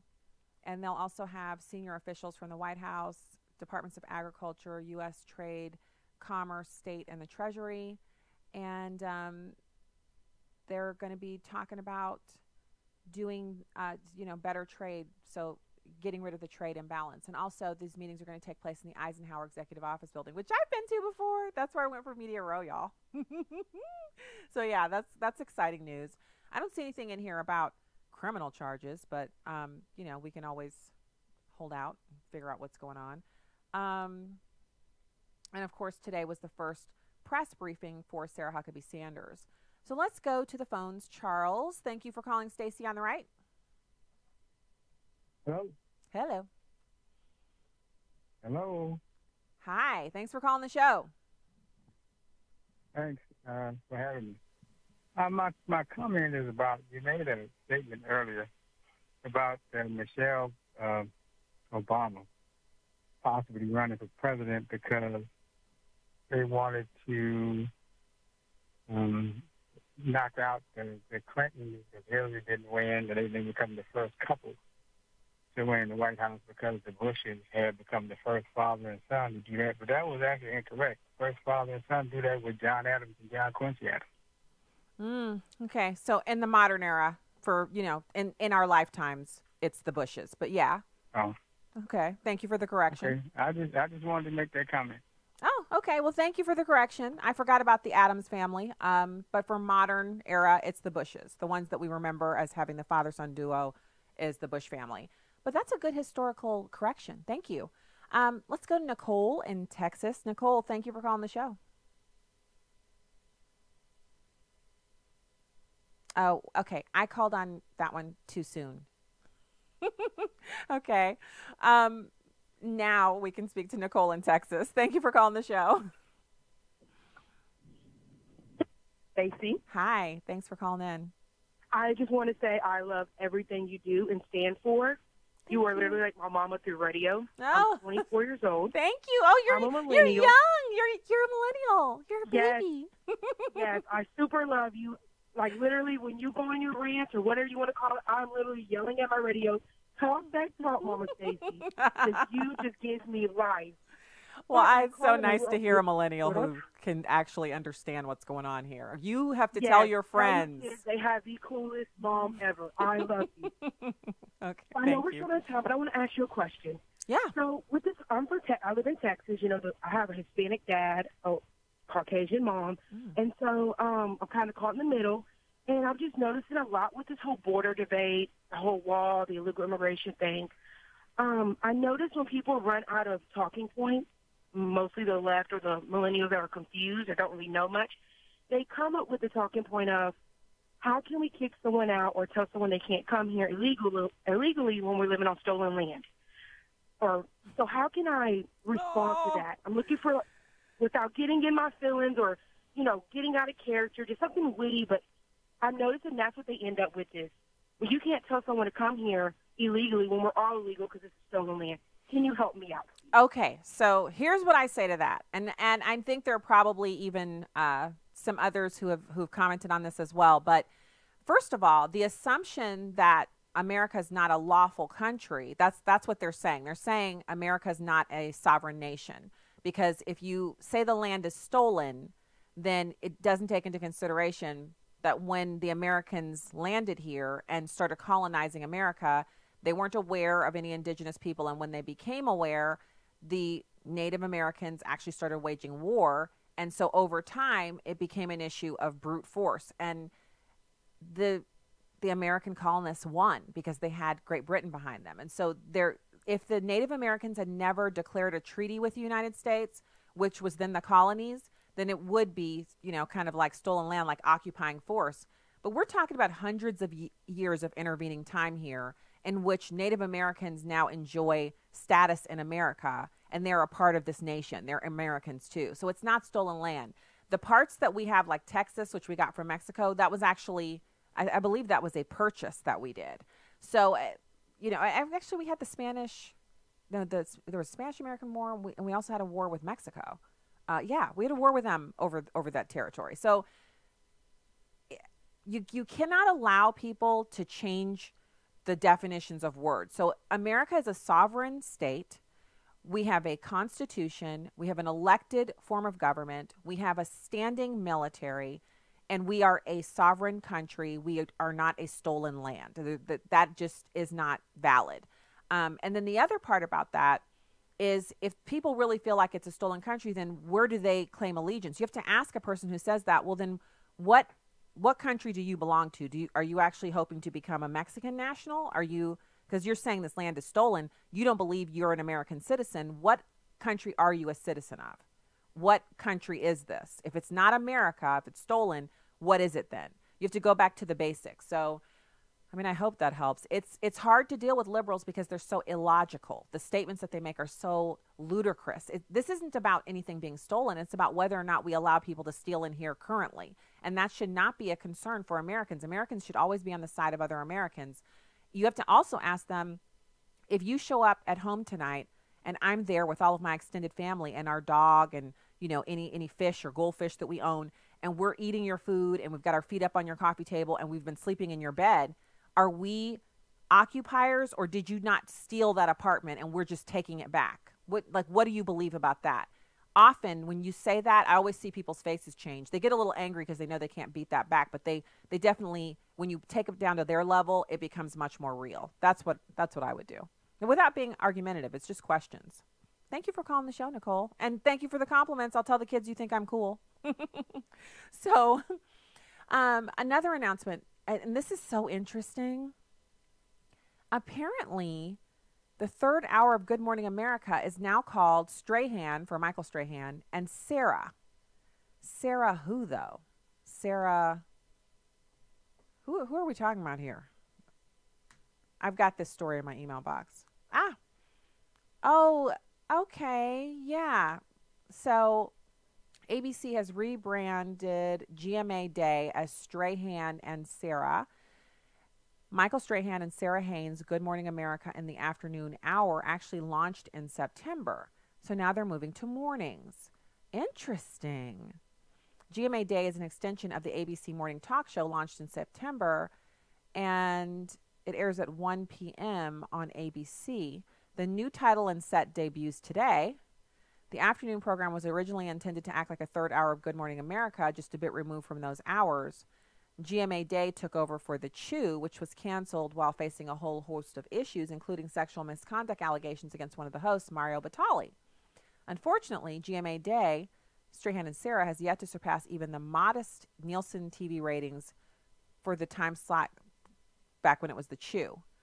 Evidently, ABC News executives believe the opportunity for growth exists and see any hope for success being tied directly to the two big personalities in front of the cameras. So they're going for more of a Kathy Lee and Hoda vibe now. Those two chat and swill wine for the fourth hour of key GMA competition, The Today Show. Oh, wow. So Michael Strahan used to be a NFL star, and he was on with Kelly. That's when he actually made the move to television, when he was working with Kelly. Now he's moving on. Well, he's already moved on from her, but he's actually going to do this third hour of morning TV. So I guess they're probably hoping that the ratings will be really good. I don't care because I don't watch morning TV. So back when I used to work out near our kids' school, I actually it was kind of like being forced to watch it because it would be on in the gym.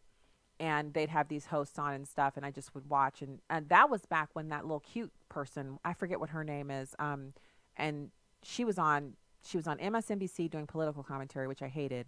But during the day, she'd be on in the morning wearing these cute outfits, and like they'd be cooking food and stuff like that. And I'd be working out, watching, and it was kind of interesting. But I'm not a morning show person. I don't know what it is about them. I feel like it's so fake. And I know it's meant to be, it's like cereal. It's not supposed to have nutritional value. You're just supposed to be consuming it and tasting all the sweet, sugary goodness and loving it. But I just can't get into it. So anyway, be that as it may, that's breaking news today as well. And so I'm encouraging you, again, if you haven't done so and you're interested, head over to Stacy on the Right and hit the subscribe button. Because we are in the process of moving so we'll have a video stream there as well of the show, which will prevent me from having any of the issues with Facebook. I'll still be there, but I'll have that protection in the background, which will be fantastic. And that's the show for today. I hear a little bit of music coming on. Listen, consume the truth. Read the truth, which comes from God's word, and understand it. Don't do it for me. Do it for yourself. And God bless. I'm so excited that the State of the Union has been scheduled. Woo! The text messages are going to be flying. All right. Have a great evening. God bless you from the Heartland. See you tomorrow.